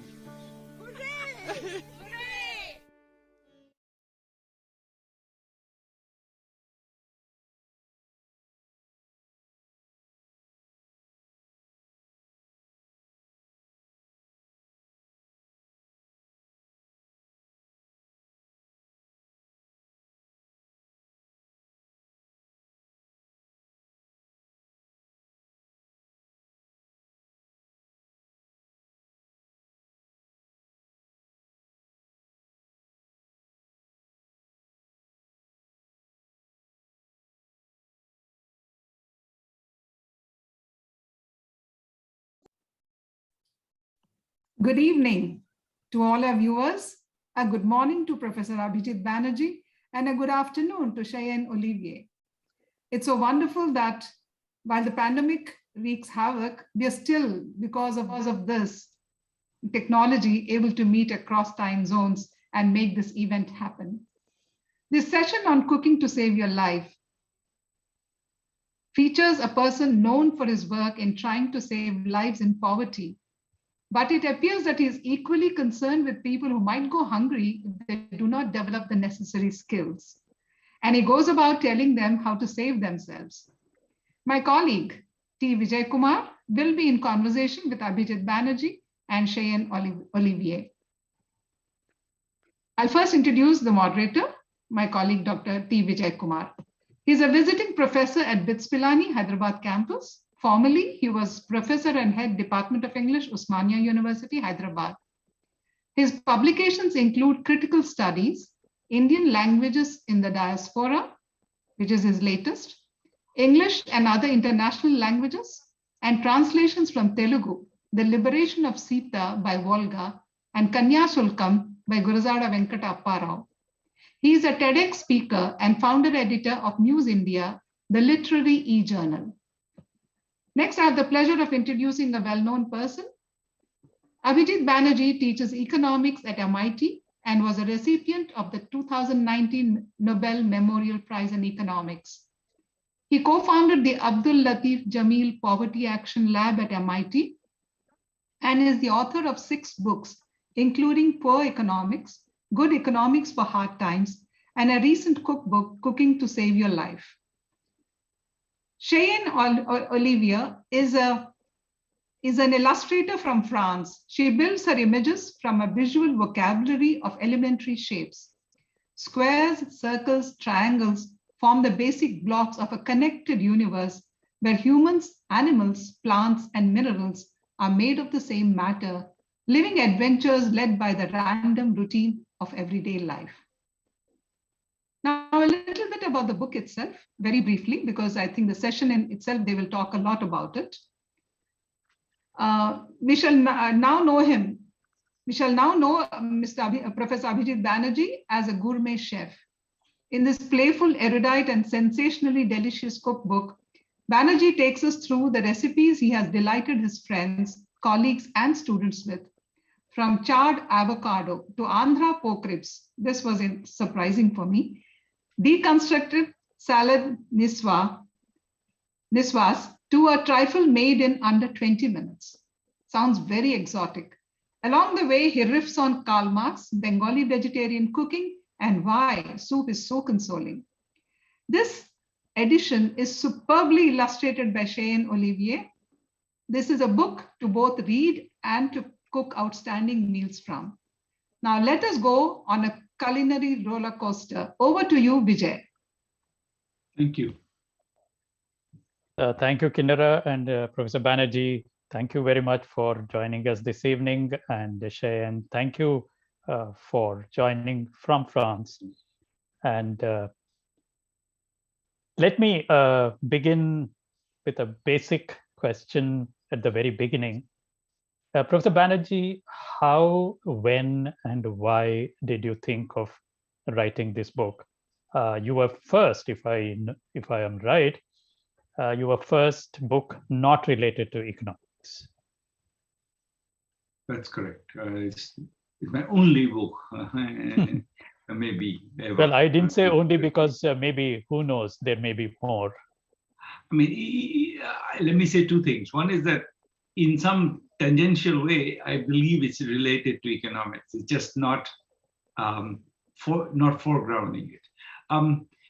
Why did we write this book? I think I've been collecting these recipes for my brother-in-law and kind of writing them up as a Christmas present, adding chapters to that enterprise for a few years, starting in 2016. I think I did that for 3 years, and then at some point it became maybe a reasonable question to ask our publisher, Chiki, if it would be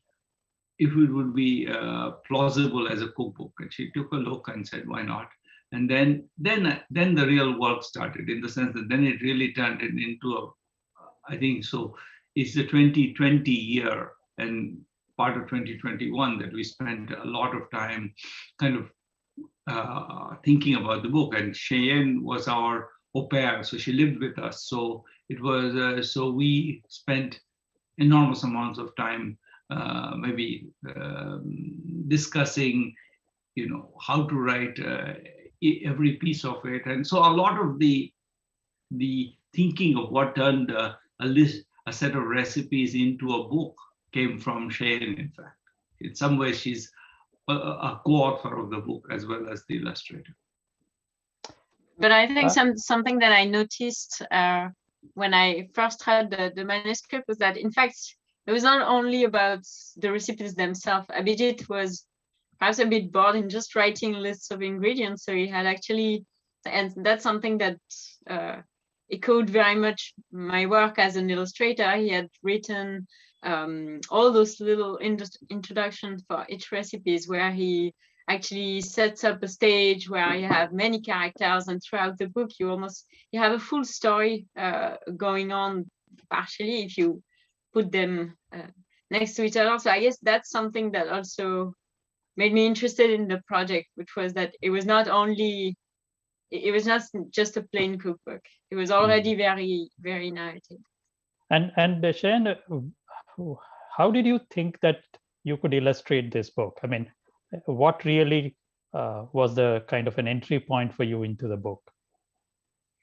We had actually many discussions about the mini cookbook that Abhijit owns, and we had discussions especially about the fact that in most cookbooks it's mostly photographs that really focus on what you should do, what you should land on, and most of the time those photographs are extremely elaborated and they only show you the end product of cooking. And perhaps illustration it's a much better medium to actually show what the book focuses on, which is much more all the social environment that revolves around cooking, but also just the narration, being able to set up characters and scenes, and also drive people away from the end product rather than towards the process of cooking.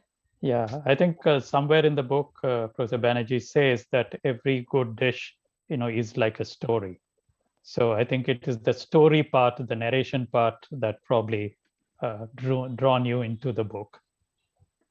Yeah, exactly. Professor Banerjee, did this thought ever come to your mind about what a cookbook like this might do to your image as a serious social scientist? Did that, what is a Nobel laureate doing in the kitchen? It's like an Amitabh Bachchan doing an art film at the peak of his career. To be honest, no, it wouldn't have occurred to me that anybody's worried about what I'm doing in the kitchen. I have to eat. I mean, Nobel laureates eat as much and more than other people. So I don't see a reason why I would be hesitant to declare the fact that I have to cook. I don't see a particular. I mean, the idea that you can do your 2 hours lost to cooking is 2 hours lost to the deep study of economics is nonsense. I mean, most people, like most people, I can't work more than, if I work 4 intensive hours a day, that's a lot. And then there's other things to do. There's students to meet, whatever lectures to give, talking to people. There's all kinds of things to do, but 4 intensive hours of work is already tough. I mean, if you have to be fully focused. So I don't think that I'm special in being able to do it. I think everybody who has at least, I mean, you could waste your time, stare at your notes other than cook, but I don't think there's a particular reason to my wife, for example, she spends huge amount of her time, basically playing with our children, doing stuff with our children,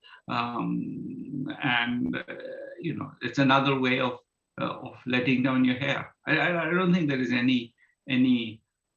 Yeah, because the idea that we have these stereotypical images of scientists or that who are completely immersed in their studies and so on. The other thing that what you said interests me is that is there a bit of an economist in the gourmet chef, or is it the vice versa? I think there is a bit of an economist. I mean, I think that I don't know the vice versa point. Was an interesting one, but certainly in this direction, yes. I mean, a lot of the idea of one of the core ideas of economics is let's get the most out of the existing resources, and that's a huge challenge. If you have to live your life, you have a job, you have children, you have whatever other things to deal with. In the meanwhile, you are greedy and you want to also have nice meals. So so it's not that you have every ingredient. You can't go shopping every day. Not that I haven't tried, but it's so there is multiple constraints that you live with in any given day, and navigating those constraints and getting the most out of those available resources of time, of ingredients, of attention. I think that's very much that structure of it appeals to an economist who's also thinking about how we can get the most out of this the existing resources. Yeah, I asked that because I think it's somewhere in the introduction you say that my sensibilities about cooking were connected to my instincts as an economist and a social scientist. So I think what makes this book not just a cookbook by a star chef, but a cookbook by an economist, right? How does, let me put it this way, from poor economics to a rich cuisine, what is the connection? Well, what's the connection? As I said, because you said very clearly in the book that when you cook, you don't really think of nutritious value and anything, but you try to make it as delicious, as rich as possible. It's true, and I think that if I would say the connection is exactly that, which is that I think that if you think about, I think one of the myths about the consumption habits of the poor that I think we propagate for no particular reason, but often is that they, because they face constraints, they simply eat what they can the most nutritious food that they can afford. And anybody who's actually spent time with them and have studied them knows that that's false, that, you know, everybody needs a space for pleasure. So I think the connection is very much that one, which is that, you know, pleasure is part of what makes life bearable, that there's a moment of exciting pleasure that sort of relieves all the pressures that we otherwise deal with. And I think that that's true of me, is true of, you know, true of most people in the world. They find ways, and food is one easy and accessible way to do that. It's a little bit more oil or a little bit more, you know, I'll go to the fair, to the mela, and buy some pakoda. And that's a way to just get a little more excitement into your life. I do think that so in that sense, I'm very much someone who thinks pleasure should be more central to the way we think about economics. Yeah, interesting. And you know, the 10 chapters in your book, you know, cover from starters to desserts, and very interestingly, it's a very multicultural cuisine that you write about. So was it organic, or was there a kind of conscious effort to break, you know, what you said about poor people not willing to eat indulgence food? Was there an attempt to also break this stereotype of Indian food of being reduced to curry and kebab?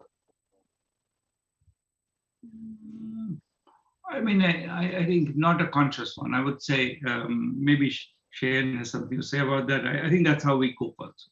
I mean, it reflected very I think much. that's how we cook, but also very much based on your Bengali way of thinking about a meal, right? Thinking in terms of different courses. I think the same way, because that's how I think also as a French. We really think in terms of starter, main, and desserts. But you often say that this is the same way of doing in Bengal. Yeah, absolutely. I think for me, a one-course meal is always unsatisfying. So I want to have multiple courses, and then the question is, do I have the time to make those multiple courses? But yeah, there needs to be a progression in a meal. Yeah, the introductions to every chapter were also the place to actually put more of the economics work and economics reflection in the book. And when did you plan these illustrations, Cheyenne?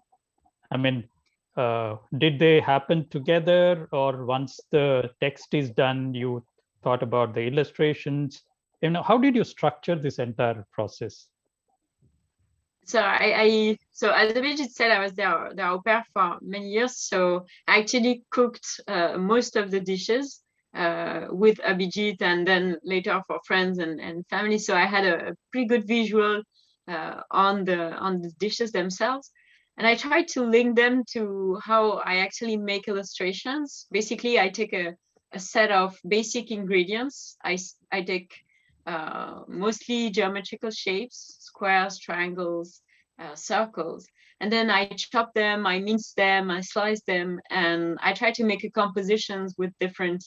Also, it's very related to cooking, with different textures, a variety of colors that I still try to harmonize. And I think one way in which perhaps illustration connects to also Abhijit's thinking about food is that it has to have a story, to tell something to someone, to feed them not only just good but raw material, but something that goes and that wraps a story around the meal. And then I connected also thinking about a cookbook, a whole book, as creating a meal. So I have for every chapter introduction, there are somehow main courses illustrations that are big scenes with different characters, different social scenes, many details that you can look around, and that somehow form the structure of the book. Then among all all the recipes, you have somehow side dishes that focus more on different parts of the body that connect to also something that Abhijit really put a lot of mind into that part, which is he always tell you that you can use the size of the thumb or the size of your earlobe or different and original ways of measuring. So I thought I would focus very much on, and that's connected to move it away from just the photograph, just show how what's important in cooking is actually what you have in front of you. Trust your senses to make something that's good with what you have and not try to reach some ideal. And then for each recipe, there is an abstract seasoning that is somehow echoing, trying to bring in also the imagination of the reader, trying to, it's a little bit when you are in front of a very delicious dish and you're trying to guess what are the spices in it. There is this dimension of wonder that is also making cooking and food quite magic in a way.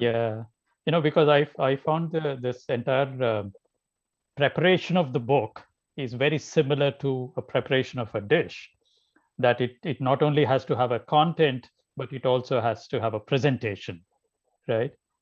So exactly, and the designer of the book, which is Kriti Manga, really I think really played with both the text and the illustration and did a wonderful work of bringing also a book that we really wanted, a book that you can also have on your kitchen counter, that's not too fancy, that you can lay flat and you can actually cook from it's not a coffee table book at all.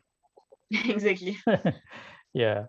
Professor Banerjee, I wanted to ask you, when did this was this part of your growing up years, this cooking and that it's very normal for you to be in the kitchen, spend a couple of hours, cook for yourself, or was it something that you in a way learned when you moved to the US and perforce you had to do this?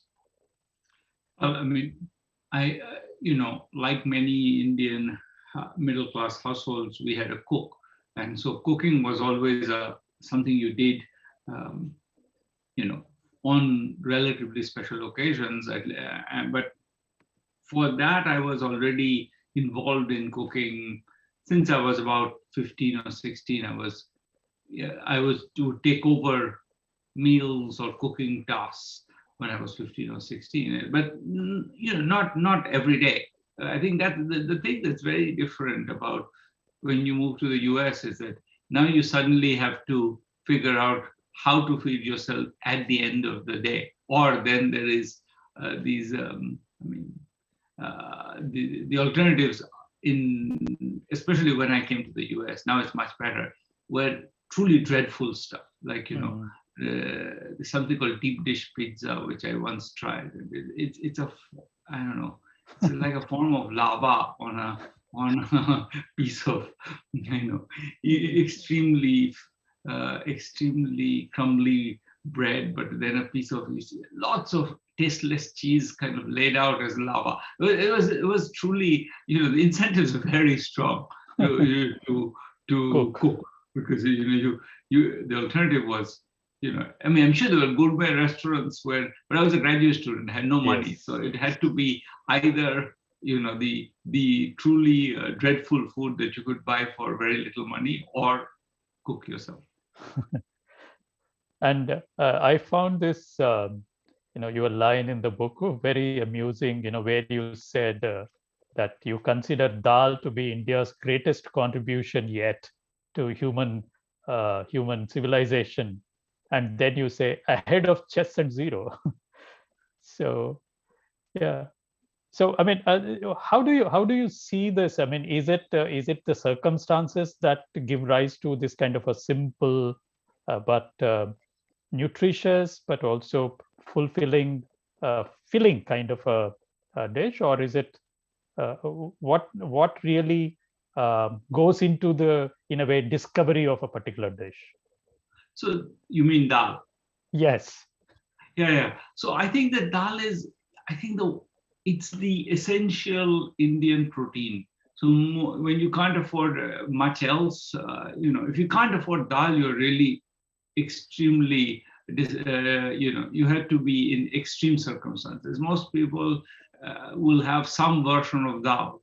And you can see that, there is a lot of for example, the Bengali or I think Tamil cuisine, there's often dal made with a quarter cup of dal and a lots of water. So fairly little of it, just because you can't afford it.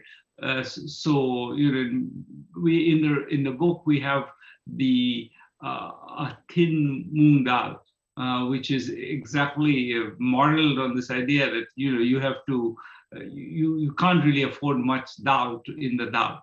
So, and then I think what it does is it being your basic domain of this is what you do every day. I think people just get creative. I think that's the norm. I don't think it's an accident. I think it just happens to be that's but I think that in the case of dal, just because I think it really is a very, it's a very fortunate, I think, accident that we started with dal. Every country does this. If you're in Mexico, you take some form of dried beans and you try to make something with it. But I think the fact that I think the delicacy of moong dal or urad dal or tur dal, I think those just invite a lot more creativity. If you start with rajma, which is sort of what Mexicans would,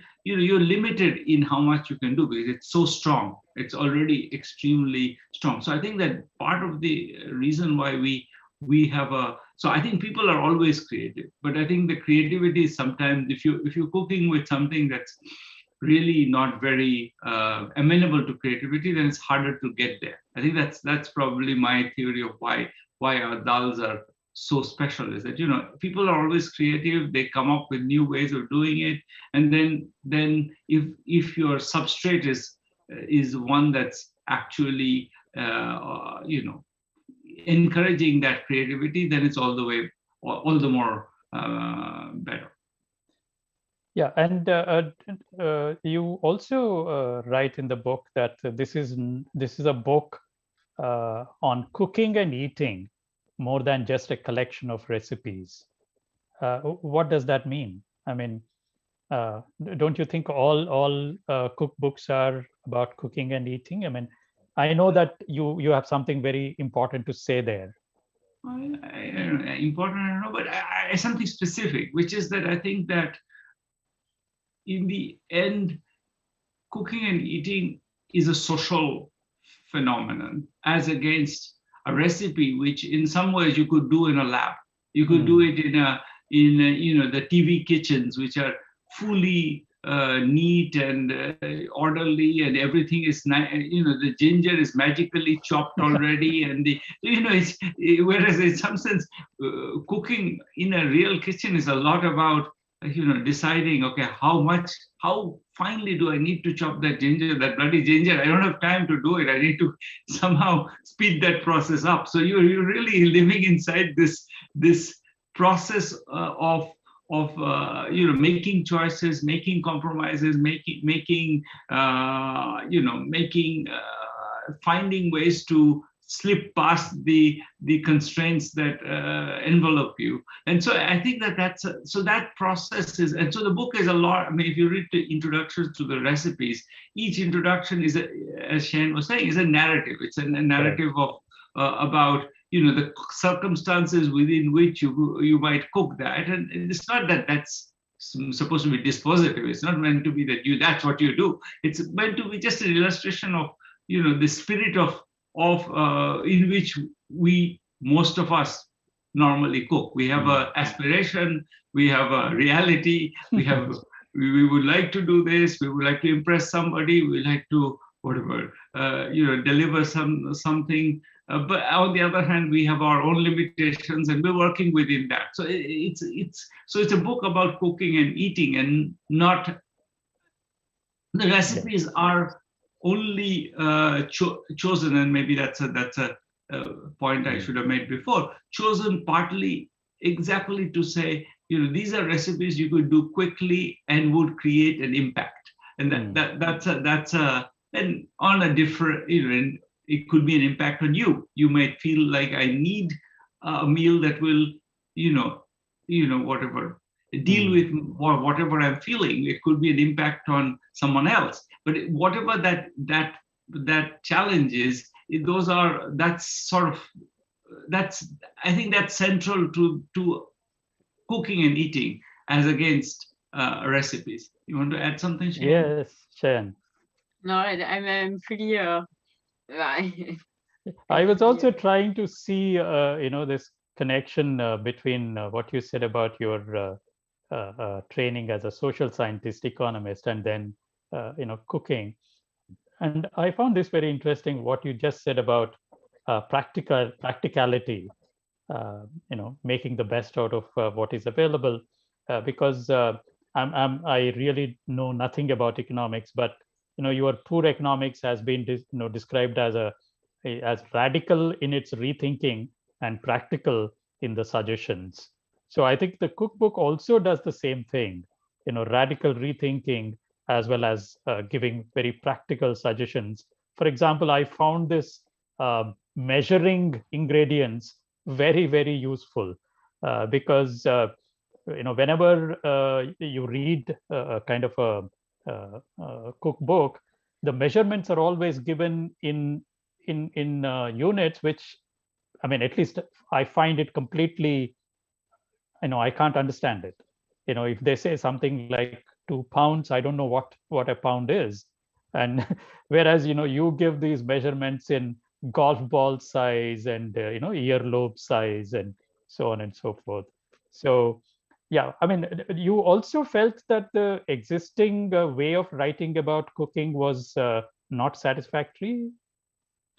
I think they're satisfactory for other purposes. I think I think what I was trying to achieve was, again, this in the writing was very much, again, this dealing with the reality of the circumstances of cooking, where if you have to go find a measure for your pieces of carrots, it's just, you don't have the time to do it. So partly I'm trying to signal also that one should get too obsessed by it. We have, some of us have thicker earlobes than others, but does it really matter? No. If it did matter, I would be more precise than that. But most of the time, it doesn't matter. It's like whatever. It's like it's an order of magnitude rather than a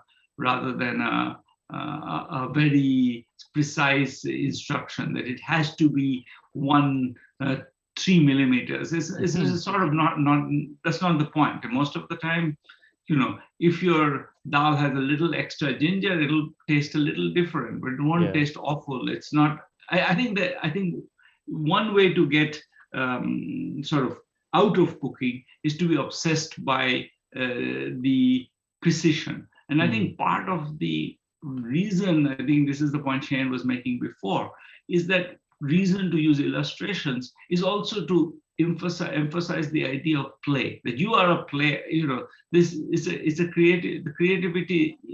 I mean, we are inviting you to be creative, and here is some set of instructions, but then you'll have to play. I think the idea of play, all the illustrations kind of emphasize just the colorfulness, the creativity, the play, the child playing. I think all of that's very much off a piece. It's not accidental. I think Shane will say more in a minute, but I think it's not accidental. I think that is the right set of connections to make, in my view. Yeah, it of course connects to what you said about pleasure and also the reality, because I, for example, in our houses, when when mothers cook, etc., I never saw them using teaspoons or measuring things to measure salt or anything. They just take it into their hands, and I mean, it tastes great.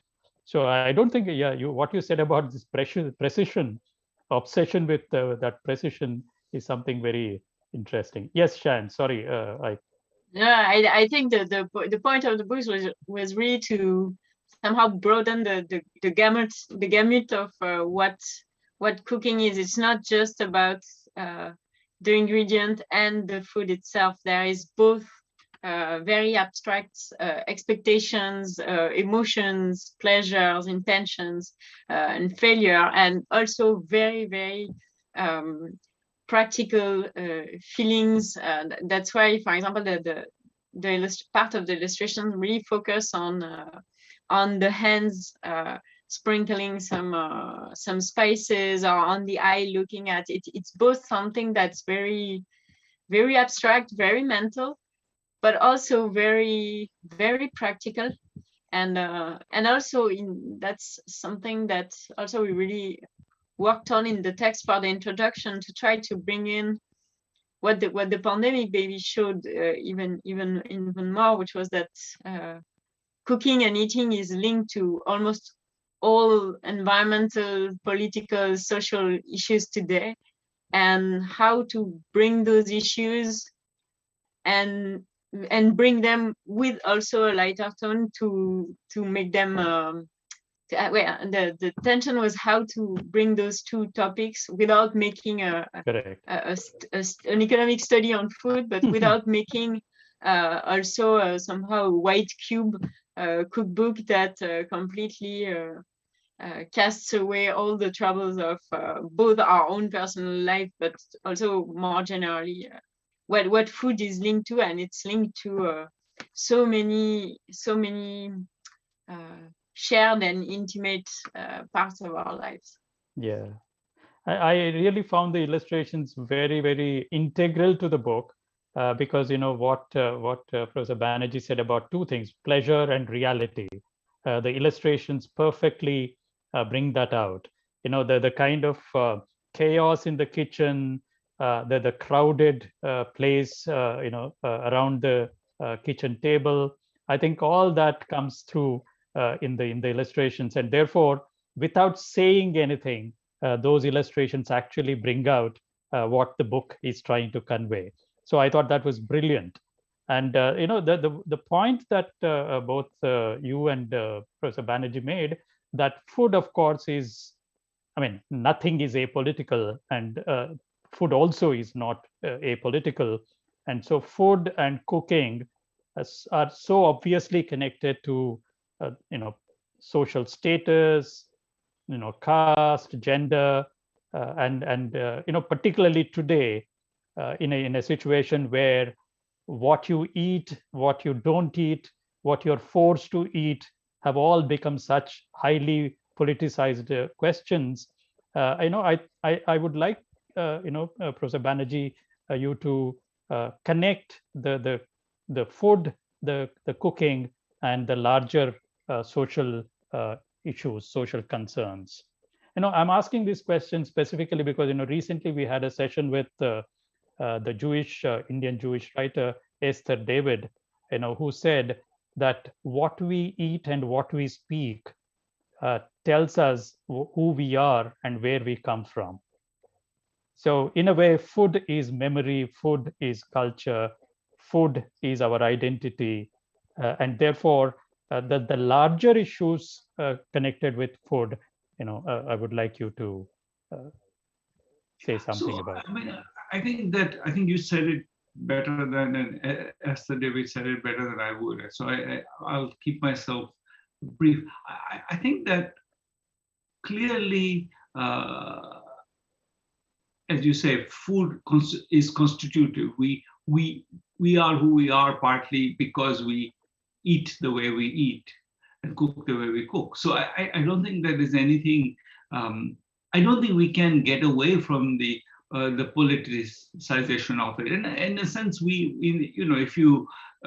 think in the book we discuss a lot this question of vegetarianism, which I think is very much even in the US, certainly in India, where in Ahmedabad, they're trying to stop people for selling non-vegetarian food on the streets. And there, even there's a divide within the BJP on that. There is even there you can see that people are now seeing how far this can reach. So I don't think that these are ideological issues, and I don't think they are issues that are planted. I think they're real issues. I think it's real issues because, after all, if I don't like smelling something, and when you are cooking it, it does encroach, and it's exactly in this context of what liberalism constitutes. Is when there's a lot of landlords in the UK who will not rent to an Indian family because Indian families cook up a storm and they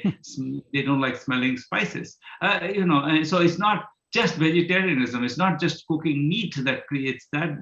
You can have that in reverse. You can have it. It's okay to barbecue meat, but don't use those chilies in my house. So I think this is all of us. So it's an issue that in some sense we have to engage with, because it sort of sits at this what should be the limits of tolerance are being always posed. And in that sense, I think that, and in the book we have quite a lot of discussion on positions on vegetarianism, and it's not accidental that we have them, because I am an omnivore and Cheyenne is vegetarian. She's a vegetarian, interestingly, in France, not by ideology, but by birth.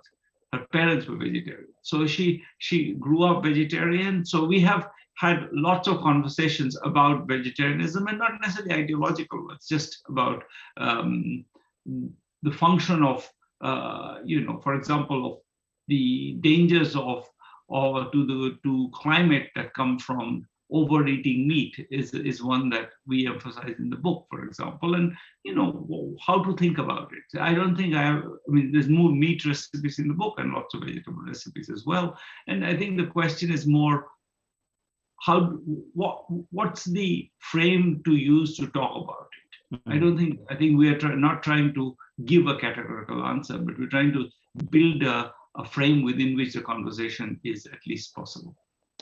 Thank you very much. The idea is also where you. Yes, Cheyenne. The idea is also where do you put the emphasis in a meal? Is the meat the main star, and then the vegetables are only side co-actors, or do you actually? And that's perhaps where just actually the process of cooking can change a lot. How do you make vegetable dishes as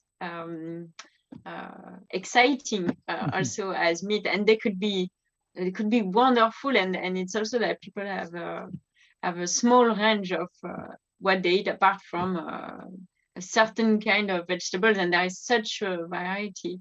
But I really come within France, which is it's more and more vegetarian, but still the French cuisine is quite carnivore. Within France, I come from the Basque country, where you could really eat cold cuts at every meal. So I actually I grew up vegetarian in that environment, and so I had to become a bit ideological about it, just saying no, I won't eat meat, or I won't eat fish. And I don't. I'm perfectly. I think by being too ideological about it, you just close the discussion. And precisely, food is something we humans discuss around, and that connects to this idea of food and voice as being very essential. And most of the time, at least in France, but in most part of the world, we talk about food before eating, talk about food while eating, and talk about food after eating. So they are very much. Yeah, that's a very delicious note to end this conversation on. And now over to Kinera with audience questions. Yeah, I did one thing I missed. I would like you to show the book to our viewers if you have a copy with you. Soup. You did tell me to do it, and I forgot. No, because we only have the soft copies, which we have been. Okay, yeah, no, Cheyenne will show it. Yeah. I think open a page. And Cheyenne, people are dying to see a couple of your illustrations. Okay, so I'll show you somehow the 3 levels of illustrations. So for each chapter, so here's the soup chapter. You have the kitchen. You have always the same kitchen, but with different scenes. Always, most of the time starring Abhijit and then many other guests. And then, so for each recipe, you will have a sort of abstract representation of the recipe. Okay, it can be shown like this. Those are the soups, but for example, here is a zaluk, and you will have zaluk is an eggplant dish from North Africa. And for example, here is the peeling eggs and this very time-consuming process. Okay, thank you very much. Before I take the questions from the audience, Amita Desai and me have one question. What is your favorite dish or favorite cuisine? Would you like to share with us? I really do cook different cuisines every night, and so I wouldn't say there is any particular. I mean, if you ask me what would I cook if I were on a desert island and I could bring only one cuisine with me, I'll probably take Bengali food with me, because it's a lot of my comfort food is Bengali, but that's an extreme. Otherwise, we literally, I think, every day we try a different cuisine, North African or Asian, non-Indian, Asian, Chinese, Japanese, Indian, Bengali, Indian, South Indian, Indian, Punjabi, Gujarati, Marathi, and then sometimes we eat like American, Mexicans. I think we're French, Italian. Yes, so I think we're not particularly ideological about it. I think anything delicious and quick. I think your book contains a lot of diversity. That's what we noticed. Yeah, and it's our life as well. Yeah, yes. And now I'll go to the audience questions. Ramakrishna Dulam says, as video cooked recipes are more convenient even to the layperson, will you have any plan for making videos, sir? My experience making videos is not tremendously positive. I'm a poor video speaker. I hesitate. We have discussed it. Cheyenne and I have discussed it even with some other people for potentially doing something. Maybe we'll end up doing some. But I think that part of it is I don't want to foreclose your own creativity. I don't want to say that this is the normed way of doing it. So if we had to do a video, it would be as chaotic as the illustrations. It has to have the same spirit, meaning be a messy kitchen where you're just doing what you can while facing all the constraints that life throws at you.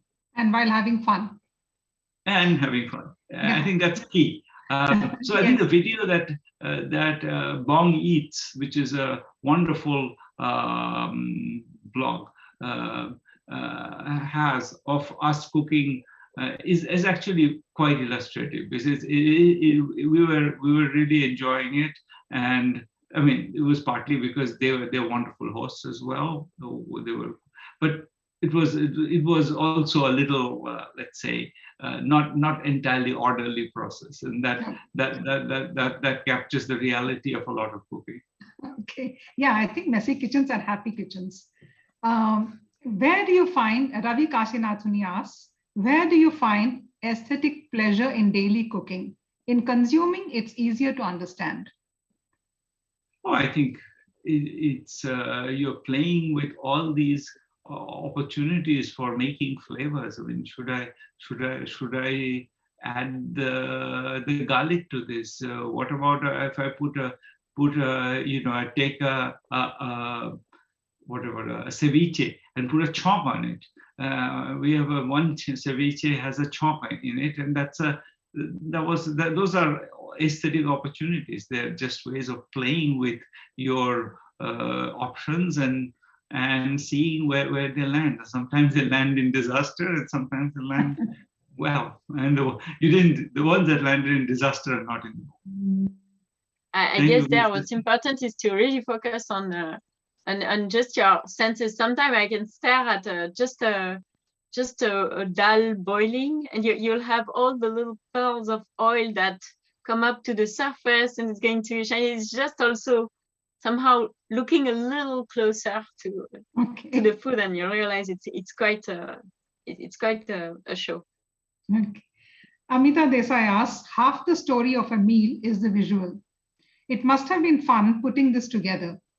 Is there one or two particular recipes that you evolved while working on the book? No, I think the recipe, I mean, we evolve recipes all the time.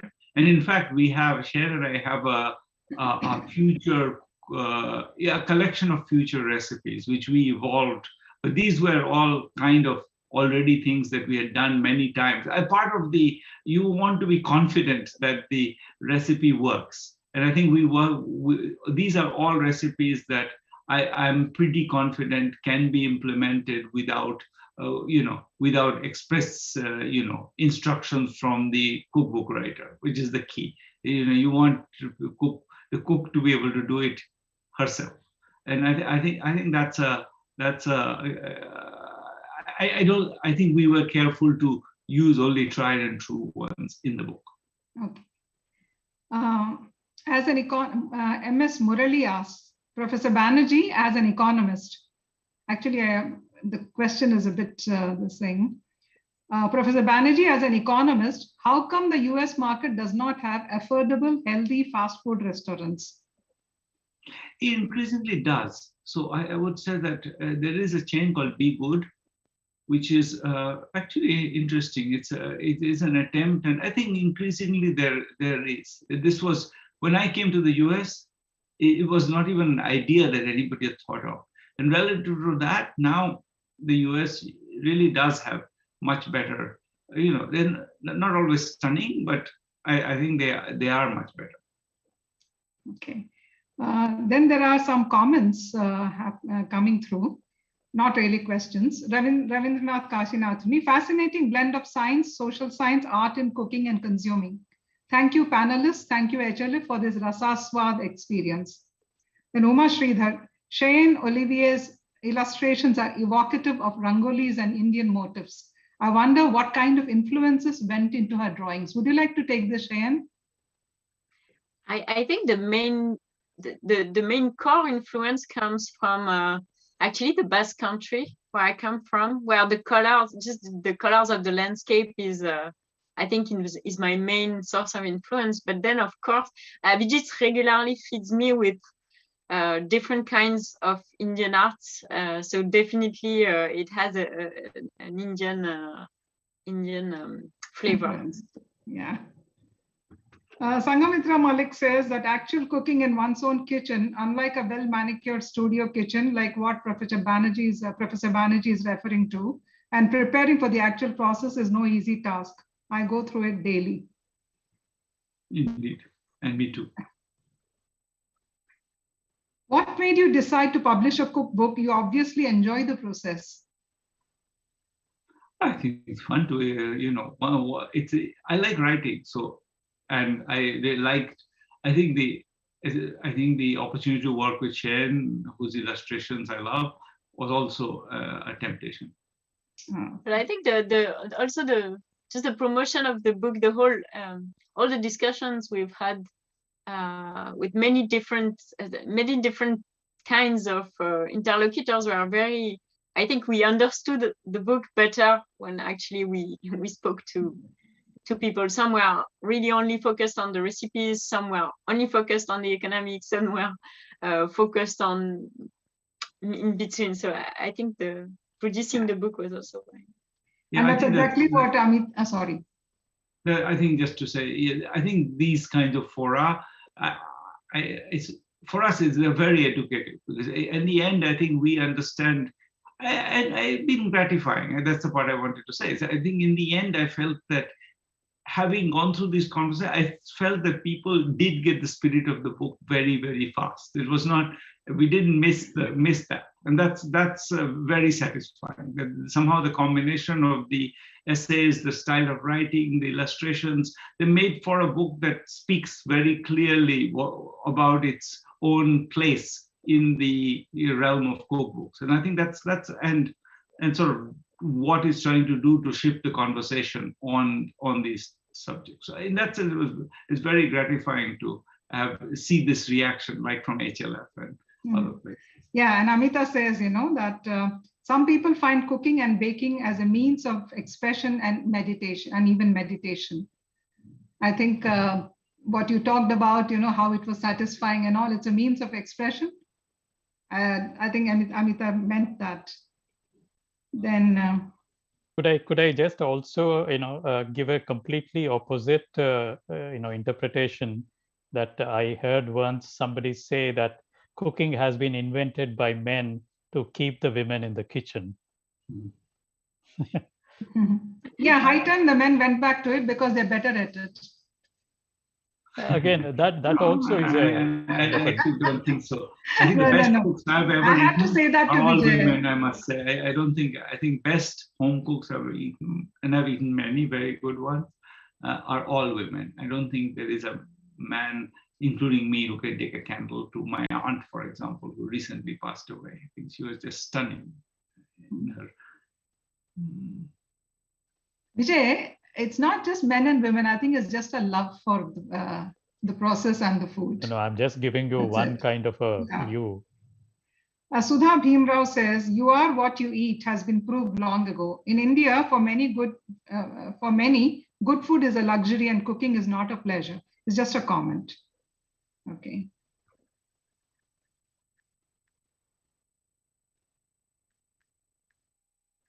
Okay, what kind of, Sangamitra Malik asks, what kind of desserts does Professor Banerjee prepare? There are a bunch of them in the book, and to be honest, again, those are our go-to desserts. I don't think, I think we put them there because it's what we do usually. I mean, there's a bhapa doi recipe, a steamed yogurt, and I make that often when you have guests and serve it with some kind, whatever fruit that it happens to be in season. And then the Loki ke kheer, which also I make often, especially if I want to not have anything particularly sweet. It's a kind of a almost not sweet. The black sesame panna cotta, another one that we make often. I think many of these recipes we do quite often. I just want to react to the previous comments in two ways. One is that somehow, yes, of course, no one has the time and mindset to cook this kind of fancy recipes every night, and I don't think that's the point. The point is really not to cook like that every day. They are particularly meant for when you have a special occasion and you want to you have a message to pass, you have guests coming in. So the point is it would be unfeasible to do that every day. So I think that's a point to be made. And the other point is that it's not natural to like or to be good at cooking. So I think that's also a revealing of a lack of just common knowledge or just transmission.